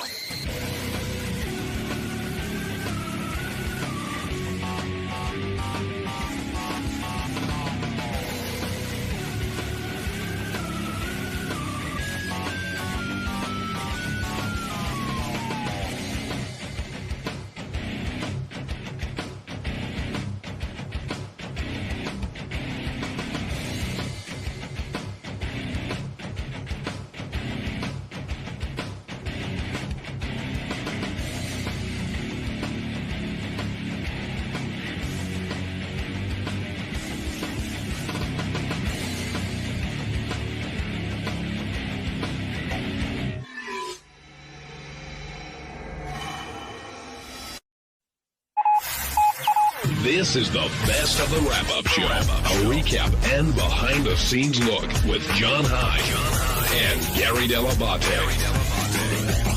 The best of the wrap-up show begins now. Hey, this is John Hine, and on Monday's wrap-up show, all the talk had to be about the bombshell that Robin dropped, that not only was she broken up with Jim Florentine, but Jim was the one who did the breaking, and naturally we had plenty to talk about. Here it comes. Robin said that not because of who Jim is as a person, but because of the show, she regrets that they dated. Right. She did say that. That's a big statement. Well, again, I think she's feeling a little stung, too. I really do. No, but she's not saying because of who Jim is. She's saying because of all the... No, I got it. Yeah, and actually, didn't she follow up on that, Benji, by saying if it was to come around again, she probably wouldn't have gone down that path? Yeah, basically. Like, you mean because with of the show, Jim or not with beca- me yeah. or someone like that? No, or? because Okay. of Jim, not because of you. I'm sorry, Benj. No, I mean, you're saying she wouldn't date someone else from the show. Right. I don't know. We'll see. So what's the how do you deconstruct this? Who came out ahead? A year ago, where was Jim? And a year ago, where was Robin? Who's better off career-wise 1 year later? I don't think this has changed Jim's career at all. I mean, I think people on the show don't... But how? I think it has. What do you think? He's playing bigger rooms No, because but he was with he's Robin? appeared in other places where he may not have appeared Like before. where? Like in press opportunities, like those photos and stuff like that. But what has that really done for him Let's in the say grand we scheme of weren't things? the Howard Stern So show. wait a second. You're telling me that you think that Jim has somehow upped his performance or is better known because he was on the red carpet at the Dog It's a Academy? reason to have him on. Yeah, I right. And I for us, yeah, for us a little I think bit. he was exposed to more people because of it. I mean, when you become mentioned every single day on the show, I know Jim was mentioned before, but every single day Fred's doing an impression of you, that's got to raise your, I don't know, Q ratings the right I get thing. that, but how do you think that translates for him? Like, I know the kind of work that Jim does. Do you think more people went to his shows? You think his show sold out quicker? Like, I know what you're saying. You're right. His visibility is You know what? higher. Actually- I don't know that it translates into Actually, anything. Greg should answer that question because, you live on the road with the guy. Yeah, I mean, being mentioned on the show, whether or not it's in a bad way or a good way, is just something that puts You get in a lot of people's heads. And the Stern fans, they listen to the show and they go to stand-up shows because of an association to this show. You know, and he's a great stand-up also, but I mean, that is the extra impetus for people to buy a ticket and go see a show, is that this guy is like in the... Here's the thing. Movies are like you watch people on a big screen, and then when you go see them, they're bigger than life. And then TV, you watch people and you kind of relate to them. When you hear someone on the radio or talked about on the radio, it's like they're your friend. And Agreed. there's this intimacy, and people want to go out and they want to shake hands with that person. They want to be close to them. Bill in Tampa, you're on the wrap-up show. Hey, what's going on, guys? Hey, Bill. My little spit on this, I haven't really heard anybody talk about it much in depth, but I really think that Jim was Robin's trophy boyfriend. I mean, really, in reverse. You know, he's 15 years younger than her. He's a good-looking guy. And like, you know, Howard mentioned one time when Robin was on The View, they never showed a picture of Mr. X. Was like, well, think about it. He was Mr. X. Nobody even knew anything about him. Now, Jim Florentine she was parading this guy all over town, and she was really showing him off. She lost the weight. You know, here's a 56-year-old woman with this 42-year-old guy. And I really think probably he might have said, you know, that's why maybe he got tired of being that. That's my spin on it. I don't know. What do you that's think? the other half of my question then. I mean, a year later, this guy's saying Robin is better off than she was. Yeah, first of all, we have to point out, because several people brought it up, Robin lost the weight long before she got involved with Jim. Or not long before. Not long before, but before. But before. In other words, she didn't get involved with Jim and then lose weight. But she kept it off, and that's rare when people do that. Yeah, but I mean, Gary. Fuck you skinny Irish fuck. So you think he has a point saying that Jim was Robin's trophy pal? Or I don't know that we know enough about their relationship to be able to make that leap. I mean, we don't know much about their relationship. We well, don't know, certainly not a trophy. Maybe like a medal at the Special Olympics. Yay! I'm a medal at the Special Olympics. No, the truth is, I think it says a lot about both their characters that they got into this situation knowing what they were up against. They stayed in it, and that ultimately it ended in a way that, I mean, as far as what Robin said today was classy and you know. Thought through. This reminds me a lot of Dinah Shore and Burt Reynolds. Remember how Dinah's heart was broken? Yeah. Everybody know who Dinah Shore is? Sure. She fucked everybody. Let's go to Dan in Florida. Dan, you're on the wrap-up show. Hey guys, how you doing? Good, Dan. What's on your mind? Nothing. I don't listen to the show constantly, but I was listening last week. I noticed they played a song right before Robin's News with Jimmy in it, and everybody kind of missed it, but she said, like, Jimmy who, you know? And I kind of got this idea that something was up, like, last week, and I'm kind of not surprised to hear, but I was surprised that nobody else picked up on it. Wow. Well, relationship expert Artie Lang now joining us. Are you like do you crack codes for the FBI or something? Like, wow, that was amazing. I didn't hear that. So you think there's trouble in paradise a week ago because of a sarcastic Robin comment? Well, earlier people were saying that Robin talked about, Howard not confiding in her when she needed to speak with him, and Fred sort of hitting a nerve, and something was clearly amiss. Did you see this coming at all? I mean, you're really close to Jim as well. I mean, quite frankly, no. I've been sleeping through a lot of the show. I went to a doctor who taught me how to sleep with my eyes open. It's amazing. Plus sunglasses. So, and Jimmy, Jimmy is such a guy's guy. When Robin would come up, like over in Afghanistan or on the road, he always said nice things about her, like if a fan asked. But, I don't know. Like, we just, even when, like every once in a while, Dana would come on the road when he was dating his ex-girlfriend. Unless there was some major issue, Jimmy's not the kind of guy you just talk about broads with. So I didn't see any trouble in paradise at all. I don't know. What did you think about when Robin revealed it? I mean, it sort of came out of nowhere. I thought, look, at the time I was looking at the sports section, and when she said it, I said, my God, the Charlotte the female basketball team in Charlotte's getting 8 points at home, and that is ridiculous. So it wasn't a John F. Kennedy, where were you when he was shot moment. You won't remember where you were? No, I'll remember this.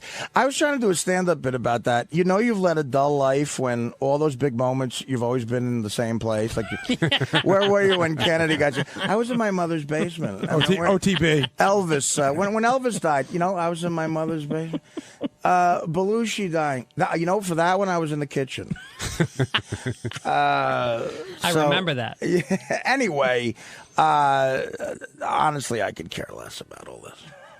I thought we were going to talk about the guy who was in jail for 28 years. I don't. He's getting nothing today on the wrap-up show. I'll tell you right now. I know. All the calls are about Robin. You know what's funny is John. It's so funny when John runs down what's on the wrap-up show, and then some major thing happens when he walks out. It's great. I know. I was like, geez, I know we're going to be talking about for the next hour. But, yeah. I mean, you endured a breakup on the air. Gary spoke about dealing with it now. When do the gloves come off right away for Robin? Do you give it a little time because it's Jim? Well, Robin's a broad, and you treat broads differently. They're not equal. They're different than us, and that's. I'm not saying they're worse or better. I'm saying they're.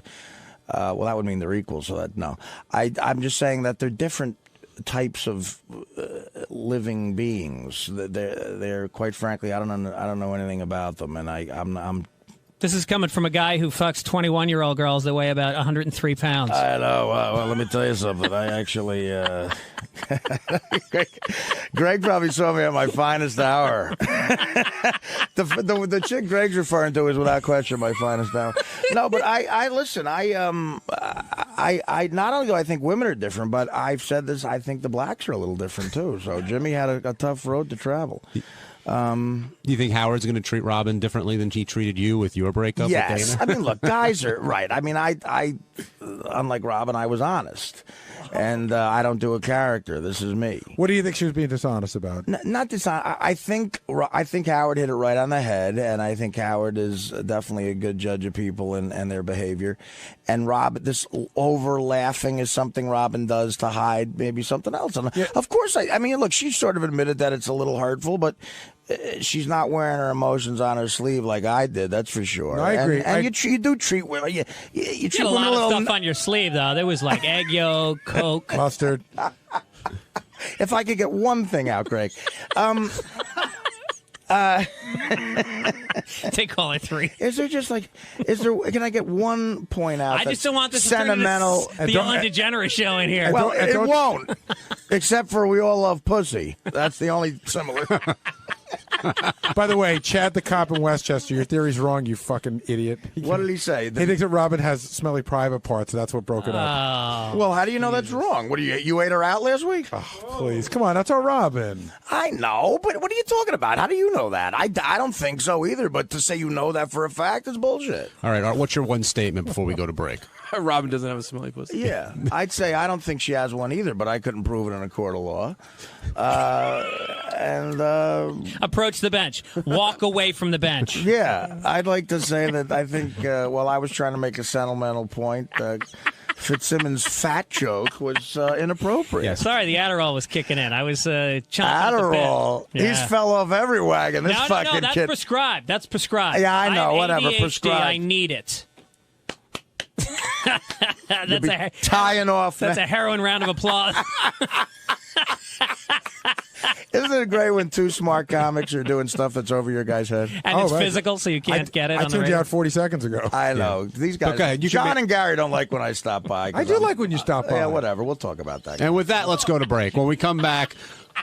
I gotta go. I mean, I know. I'm very upset about it. This all right. It's like a fucking tree fort that you go up to and then you get kicked out of, and you feel like, do they want me there? What do I want to? I'm very upset about it. You guys are too smart for the tree fort. Well, no. I was being ironic there. If you want to look that up on dictionary.fag. Called Webster's.com.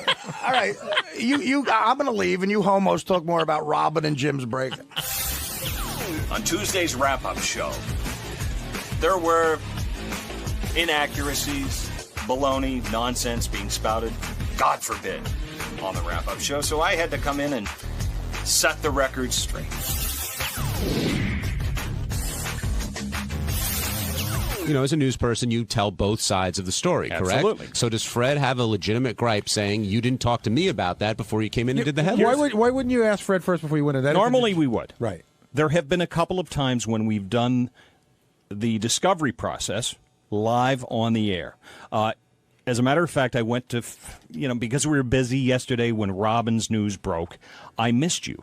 People know that I was looking for you yesterday morning after the show. I missed you. Okay, fair So today, obviously, it makes for great drama, but it also makes for very revealing reporting. So you're saying this is what we got. So you're saying we got your side of the story. If you talk to Fred on, I'm not taking sides, but if you talk to Fred on the air about it, that means, do you feel like you'll get a more real or natural reaction? No, you sometimes get more drama. I see. What were you going to ask, Fred? It would have been actually nice if Steve, I understand you have problems, et cetera, et cetera. It would have been nice for you to come up to me beforehand and then say, did something happen in IKEA? And I would have actually told you exactly what that and I know you would. And my story would not have changed one iota from what I told you in the hallway. What I think what I object to is there seems to be a very big slant. And look, I know that's juicier. But I know it's more fun. No, that part's not true. And I know it's to use your words. There's no slant. Dramatic. No, dramatic, yes. Slant, there no. You go. Drama. I got your side of the story. Yeah. And I got your side of the story outside. You didn't seem to be listeners do not. Wait a minute. You didn't seem to be interested. You walked up. No, let listeners know. I walked away to come to the wrap-up show. Let listeners know what happened a few moments ago. I was outside the hall after the show. Right. I was there to interview you. You walked away from me. I walked away from you because I was trying to get your side of the story. Okay, now here's my side of the story. I walked away from you because I had to drop a book off with Tim Sabian, and then I was coming over to the wrap-up show. Right, and but I was there to get your side of the story. Now, Steve. Absolutely, and, but don't pretend that I wasn't trying to get your side of the story. And don't pretend that I was running from you, because I wasn't. You walked away. That's now. If you were to take a vote, what is Steve trying to do in this room? You claimed, Steve. I'm asking other people in the room. Did you walk away from me, Steve? Quiet. Yeah, but Steve, you are trying to make it imply that he. You're trying to if you walk away that from I'm the interview. Listen, we have. But wait, that's not the truth. Is it? That doesn't mean that that's your truth. It's the listen to the tape. That's your truth. Listen to the tape that we will have on Howard 100 News. Listen all you want, okay? Steve. You're in the control of the tape. You can put it together any way you'd like. On tape, and that's raw fine. tape. And that's fine, Steve. But right now, we're looking at what's really also true. tell the story about how you and I had a discussion after that. Yeah, in the hall. You mean when very you acted, nice one. When you acted like a human being? What? Because I asked you questions? You see, this is the classic Eric the Midget. It's the same response. Somebody gets trapped, and they start flailing away. Yeah, but Steve, I'm not trapped. Oh, boy, Steve, reporters ask me questions. Here's oh, my God, how could they do that? Steve, throw the newspapers out. So defensive. Throw television news away. We can't have news. Steve, you're taking yourself a little too seriously. But it's the classic response. But Fred's saying that he gave you a side of the story, so there really and you is weren't no interested, but he walked away. You just but he's saying he had to do something else at that moment. Right. Listen to the tape. So then you're saying I'm a liar. I'm not saying you're a liar. Well, it's either I had something else to do or I ran away from you. Which am I saying, no, which is it? I'm saying that you're not telling the whole story. No, you're not telling the whole story, Steve. I got it all on tape. What did Fred leave out? You're being ridiculous. If he's not telling the whole story, what did he leave out? You didn't tell, just a moment ago, you didn't tell people that I was there to get your side of the story again. Now you're just being goofy. And you walked away. Here's a question. But Steve, why not get his side of the story before you come in and report it on the air? Again, like I said, we tried to get his story yesterday. Logistically, it didn't. No, because you were scared. You could have reached him. That's why you could have reached him, Steve. You're lying, you are not and you're admitting. doing shtick. You are not admitting. No, you are not admitting. You did not. Stick-coma. 40 years old. Did you try? Baloney. Lie. Stick-coma. I'm 35 years old. I've got other stuff I don't want to talk about. Lie. You're leaving Eric out the Midget. fact that there was 10 you are the times to reach size him of Eric the yesterday. Midget. I'd be happy to be the size of Eric. Steve, Benji's presenting the same argument. He's doing shtick. No, but he's presenting in his own way the same argument that you're presenting to Fred about walking away. Right. You could say, well, you didn't work hard enough to get the story yesterday. Why didn't you find it out? Why didn't you get his side of the story before you went in there? He was scared of the truth. Oh, God. But Steve, where's the public record? Which public record? Did people see me in the back there looking for? Right, but why didn't Fred? you? So the question would be, I would say, is okay. It's 11:30. Fred's gone. You've got the story that's not running till the next morning. Right. Let's see if we can get a hold of Fred at home. Let's give him a call. Or we would never what call about the Fred at first home. 3 hours of the show? We don't. But why? We just don't. There are certain people we will not call at home. You are so helpful all the time, and we will sometimes call you. There are people like Robin and Fred and Howard. We will not call at home. So why not when you got here this morning before you ran the story? Watch if you grab Fred during a break. Anytime before I think your that's what he update. would say. That's Fred's argument. Okay, well, but at that point, Because he we was decided, for better or worse. We who? Me and the news director. Okay. We decided this is how we were going to do it, and we simply asked questions. If you go back and listen to the tape, we asked Fred, did this happen? Did this happen? Fred told us his side of the story. I told Fred what this person claimed to us. So why aren't That's you, journalism. So why aren't you saying that this other person might be mistaken? We'll investigate it further. Yeah, but who? I mean, that's what a responsible person would do. Okay, but if you're looking who's for the to truth, say if that you're really you looking are- for the truth, who's to say that you are telling the absolute truth? and who's to say that other person is? Well, telling there the we truth, go. Steve. We're both right. You got it. No, I'm right, and you're just You got grasping it. at straws. Steve, Listen, you're saying, I know you Steve, know you're it's saying difficult there's to plenty, get busted, but there's plenty of time to reach Steve, Fred you today. didn't bust me. You asked me, and I told you it'd be one thing if I denied it, but I didn't deny it. Right, but your story is different from his, and we will tell both sides of the story. But you only seem to be interested. No. You haven't heard the story yet. I haven't put it on the air. Okay, fair enough. We got a bunch of calls on this, not surprisingly. Tina in Brooklyn, you're on the wrap-up show. Hey, I just wanted to say that I can understand why Fred, like Howard was trying to say, like how Fred was wrong, that Steve wasn't trying to push his point that what the other guy said. But I can understand why he would think he was, because it's like if you're trying to explain something to somebody and they keep saying, "But this is what they said." Yeah, because they're not. But that's not the way it went I agree down. with the caller. Fred- Because Fred they're not had his- listening. They're not listening to you, and they're not reacting I in a was normal listening fashion. intently. That's what I'm saying. And the And fact it's of the very matter is, sexy, by I the then way. quoted to you what this person was telling us. Now that's reporting. And I told you what happened. Absolutely. And you know, both sides, and here's- both sides will get in the story. Hopefully, and let the audience decide. I get mad at Steve because he reports things that he knows it's a fact. When it might point that way, there might be evidence. But Oh, you but mean like long not being before- 40 years old? No, I'm talking about like Come saying that Eric the midget ate his booger. Listen. What? Yeah, I mean, your track record is the Do you same know as for Eric sure the that Midget's. Eric the Shtick hey Steve and baloney. Hey Steve, how long have you been married? True. How long have you been married? What's that got to do? I want you to answer that question because I know some things about this. How long have you been married?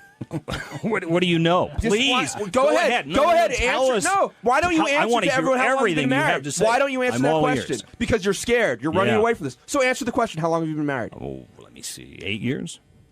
Interesting. Boy, I tell you, Mr. Woodward, you're doing a hell of a job. Interesting, Steve. Back to the phones. Mark and Oh, Florida, man, you're that on the wrap-up shtick show. was bombing. That was a pretty good face-off.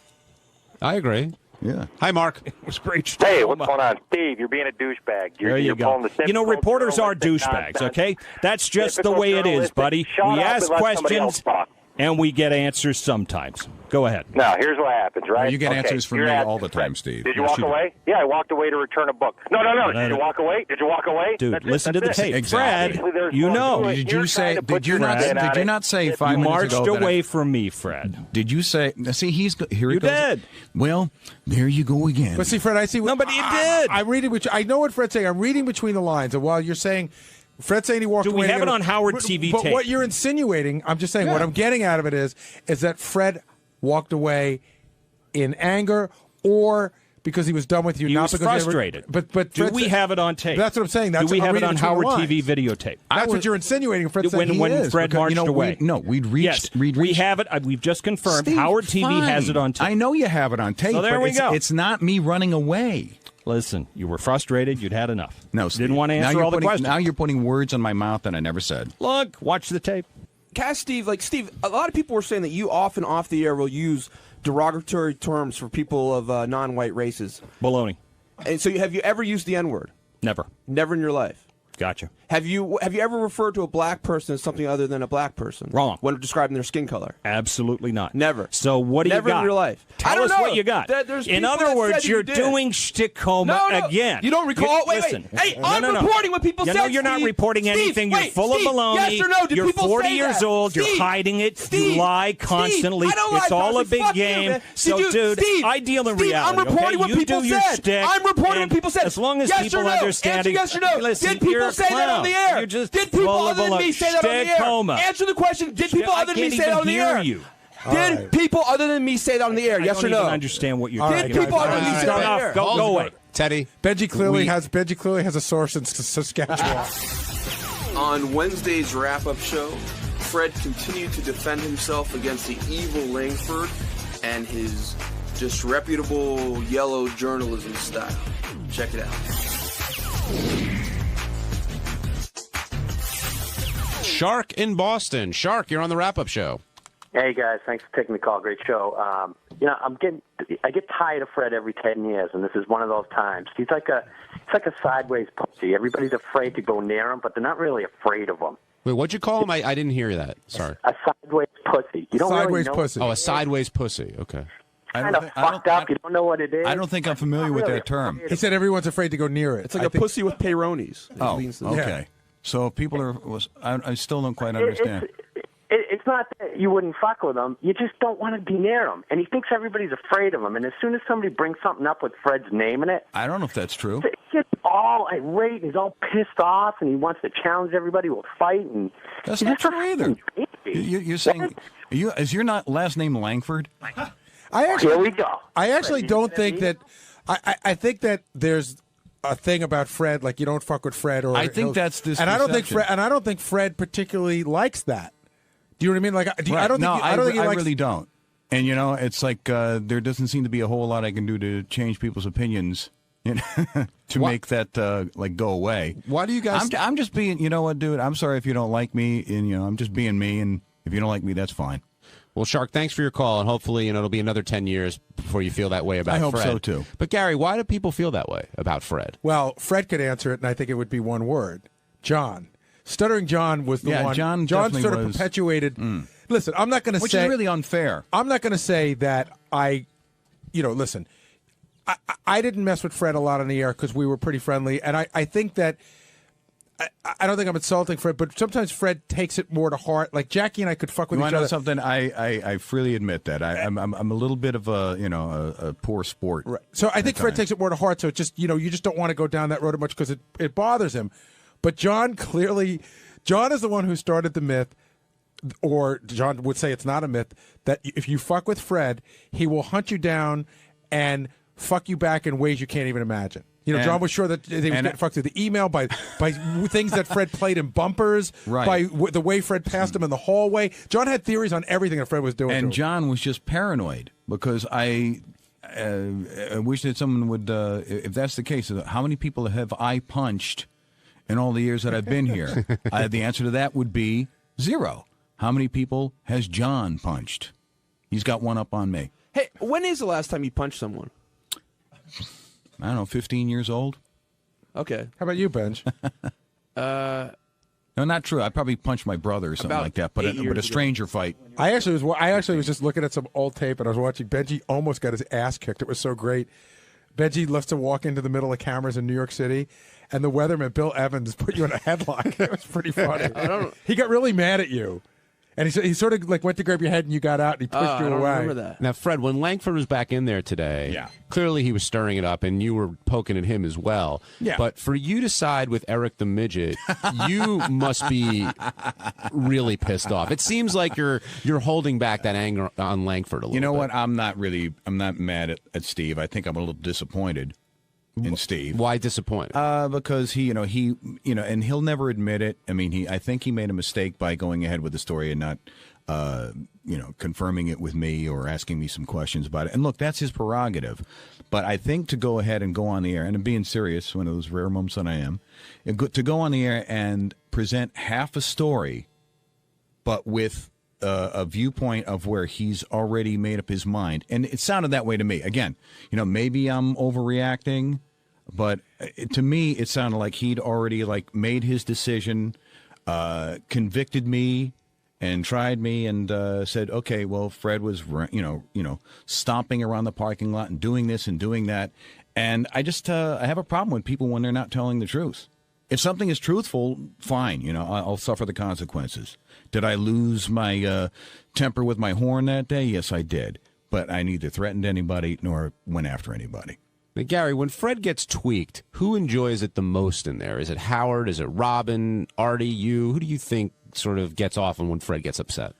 I think it's Howard because he, Howard gets excited when anybody gets tweaked, and since Fred is so rare that it happens, I think he especially likes it. I don't think it's Howard. It's a rare treat. Yeah, but I don't think Howard particularly enjoys tweaking Fred, but he just likes it when anybody loses control. I don't think it's anything personal. Right. I just think, it's like. Do you agree? If there's anybody that said this statement more times, and I believe when he says conflict is music to my ears, it's a symphony. There's only one man who said that and believes it in his heart, and that's Howard. You don't think Robin gets any pleasure when you get upset? You'd have to ask Robin on that. I think Robin goes in and out. I'm not saying that she doesn't enjoy some of the tweaking, and she certainly has been a good spear poker along with Howard. But Howard has definitely, risen it to an art level.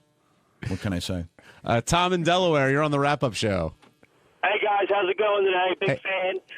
Hey, I think Steve Langford's really fucked up here by poking a sleeping bear. I mean, I wouldn't put it past Fred now to definitely find out why they call him Mud, and probably to get in touch with that girl that says he's got a huge cock. And I wouldn't, maybe for to go out and hire a private investigator to get some dirt on him. But, That's good. I just always say, like, why do people think that huge cock story is like this embarrassing thing? Like you're going to hire an investigator to confirm that he has a huge penis. I think what That's it is. Be horrible. I think what everybody's getting excited about with that is the fact that some girl called in and she wanted to come on the air one day, and Steve put the kibosh on it. Oh, am I right or am I wrong? Am I speaking out of school? You're one step removed. What happened was somebody who met the girl emailed me and said, "Hey, I met a girl that used to date Langford, said he has a huge penis, and Steve put the squash on it, but I don't have the girl's name or number." If I did, I put it in the hands of another Howard 100 news reporter. If I did, I probably would have used it by now. Rhino, you're on the wrap-up show. Hey, guys. I just wanted to let you, Fred, at first I thought you kind of overreacted, and then I listened to his news twist he put on it, and he really tried to make you look bad. He could have had a spin on it where, don't challenge a Stern off when he's not working, and he could have made you look good, but he tried to make you look bad. Yeah, I would agree with that. I think he did. I mean, I think Steve actually felt like he was doing a fair story, but quite honestly, I mean, it sounds like weird defending Steve, but it's almost consistent with the way he does his news. He has a tendency to be a little more sensationalistic. I'll give you for instance, and it's kind of a serious thing, but the Kenneth Keith Kallenbach thing, I think they ruled that like an accidental death or something like that. But when Steve was doing the story, and correct me if I'm wrong, and I don't want to misspeak in any way, it made Steve was kind of implying, in my opinion, that the state of Pennsylvania killed Keith Kenneth Kallenbach. Right, but I don't know, if that was his intent. But as a person who's just listening, it sounds, whoa. Are you saying he's sensationalizing it a bit? I felt like it was a little sensationalized, yeah. I know what Fred's saying, and I think that, Steve would, I felt the same way as you, but Steve would probably come in here and tell you, listen, I'm just saying questions need to be asked. There's been mistakes made. I agree. And questions need to be raised. Having nothing to do with, like, Steve Langford, I think that's just the way journalism is done these days. And that's why I'm not faulting Steve for that. I think there's a lot of lazy journalism going on out there. They'll do anything to sell a paper. They'll do anything to sell a TV show. There was a story, I don't know, one of those internet things or something like that, where it's like, is Sirius biting the dust? Or like Sirius is having serious problems, but with this merger, I'm going like, they haven't even merged yet, and people are already sounding taps over satellite radio, and that's not even true. One other thing with the Kenneth Keith Kallenbach story, just from hearing Steve's reports, just because the state ruled it an accidental death doesn't mean that Steve doesn't believe that something wasn't done correctly. Yeah, that I don't know.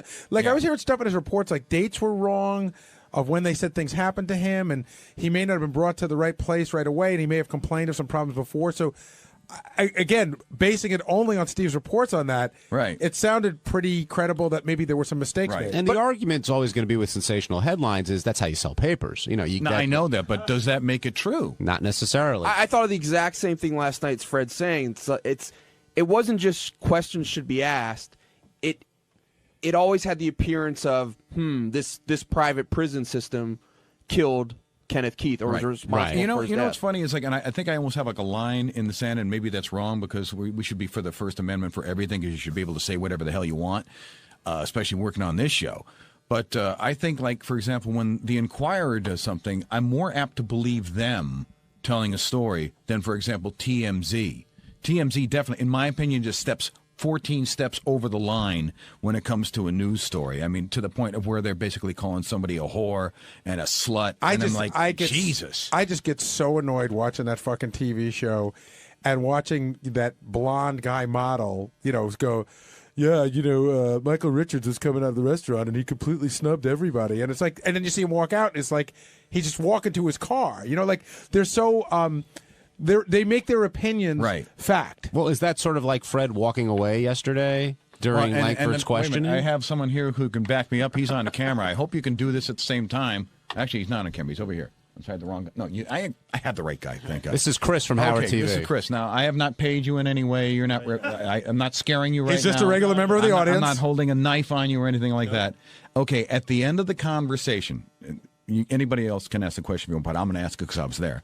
At the end of that conversation, what do you think happened? Well, from what I saw, he didn't have any more questions to ask you, and he was just staring at you like it was kind of dopey. And I think you just got fed up with it because you realized that he was kind of being shticky, I guess. Yeah. And you're like, all right, well, I had enough of this. You're not going to say anything, and you just walked away. He didn't scare you away or anything. Right. Okay. So I wasn't running away from the truth or anything like that. No. Okay. That's all I wanted to know. So you can file that in your memory banks. Not that it matters, because I don't necessarily want to mix it up with Steve anymore, because I think it makes me look like a child, and I don't like feeling like that. What's up, guys? It's Teddy. On Thursday's wrap-up show, we discussed the many guests who visited the Stern Show. We had Pam Anderson, Luther Campbell, and the Hulk Hogan. So check it out.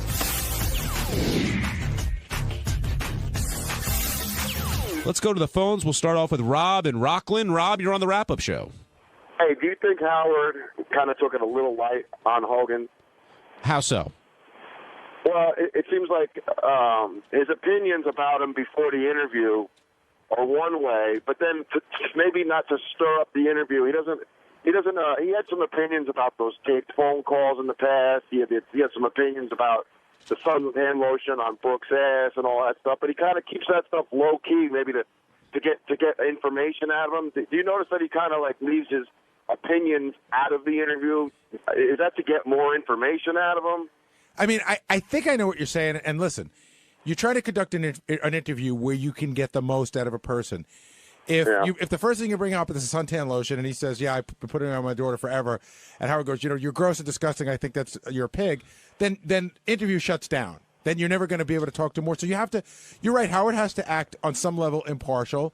So you can get you want a full interview. You don't want somebody to just shut down. And you knew Hogan was going to be good today because right out of the box with Jesse Ventura, he immediately says, "Oh, did Jesse tell you about Plato's Retreat? And did Jesse tell you about this happening in San Francisco?" And it was like, bang, those two just don't like each other. Use a horrible sports cliche. And if Howard ever did arbitrate a meeting between Jesse Ventura and Hulk Hogan, I mean, that could be like WrestleMania 35. I have a thing I keep in my computer.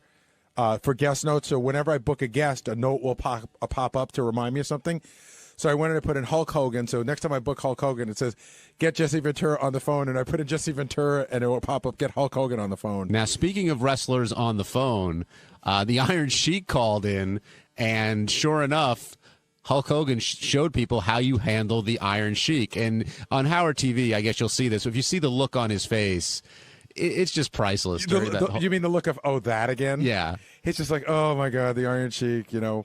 I guess the Iron Sheik is new to me. Again, not being a big wrestling fan, I'm still enamored by him. I didn't realize that he's been doing this for 11,000 years. Yes, he's been doing it for quite a while. And Hogan had a great line. He's like, we wrestled one time and then 200 times afterwards, and you're still upset about that. And in the end, he says, love you, Sheik. And Sheik's like, I love you, too. So whose line is the jabroni line?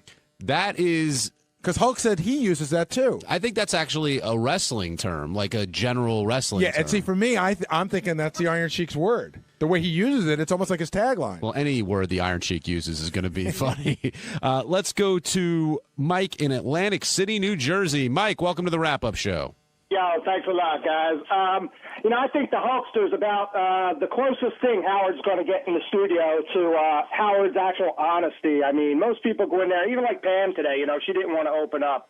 And if Hulkster could have, man, he would have opened up completely, I think a show with him would be awesome, man, especially when he can really start talking. Well, I think Hulk told us everything he could tell us legally. You know what I mean? I think like the lawyer, but the lawyer didn't really shut him down. It was weird. There was just one thing. It's one of the handful of times that we've ever had a lawyer on the phone. It was part of what we had to do to get him on. But I mean, listen. Yeah, but can you just imagine the stories he's going to tell 6 months from now when this is all over? Yeah, I can imagine him. But again, for somebody who wouldn't say anything, a couple of months ago, to come in and give this interview today, and it's an interesting thing too because Howard's never. He's never been into having wrestlers on the show over the years because you always have to talk to the character. And this really is the full circle. Howard's always said to me, if I could interview the person rather than the wrestler, that would be so cool. And today he was definitely talking to the person. Let's shift gears. We talked about Hulk Hogan for a while. The next featured guest was Pamela Anderson. And Gary, how'd you think Pam looked today? She looked okay. I mean, she's aging gracefully. Body smokes, man. She said she's wearing this outfit, that's a really hot outfit. And I get what the earlier caller said.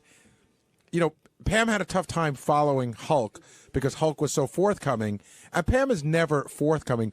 But Howard needles her enough, and you get stuff out of there. But I was really surprised at how when Howard mentioned the Rick Solomon marriage, she's like, "We're not talking about that." Yeah. And then she did a little bit. Yeah, that was a road she didn't want to go down. And Pam always plays that game where whenever I say anything here, it ends up in a divorce, a lawsuit, whatever else. I wish Howard would have followed up on that. I'm curious to find out what she said here that has gotten her in trouble. Any idea what she was referring to there, Benji?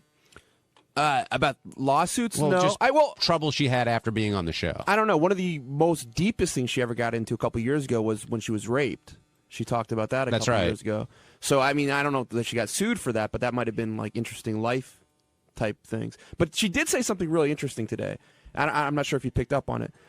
Howard said to her, like, you get naked for Hugh Hefner. Why don't you get naked for me? And she goes, well, I have. And he goes, well, I mean on the air. Right. I didn't catch that. I didn't catch that either. Because she also said she was talking about she saw Hef with 7 other, right? That was right after that point, right? Yeah, within that thing. So that could have meant nothing, or who knows, The other thing was when I sort of chimed in when she said about the Paris Hilton tape, they were both in on it. That's always been a strong accusation against Pam and Tommy. That even though they said the tape was stolen, that they were both part of leaking it and, made the money off it. So I thought it was weird that that's always been an accusation against her. And she brought up, do you think, like, had you ever heard the rumor that Paris Hilton was in on that? Yeah. No, but I wouldn't be surprised. What do you think, Benji? You were almost her best friend. Who knows? I mean, she agreed to it eventually. It's hard. How do you know? I mean, but see, that's the out.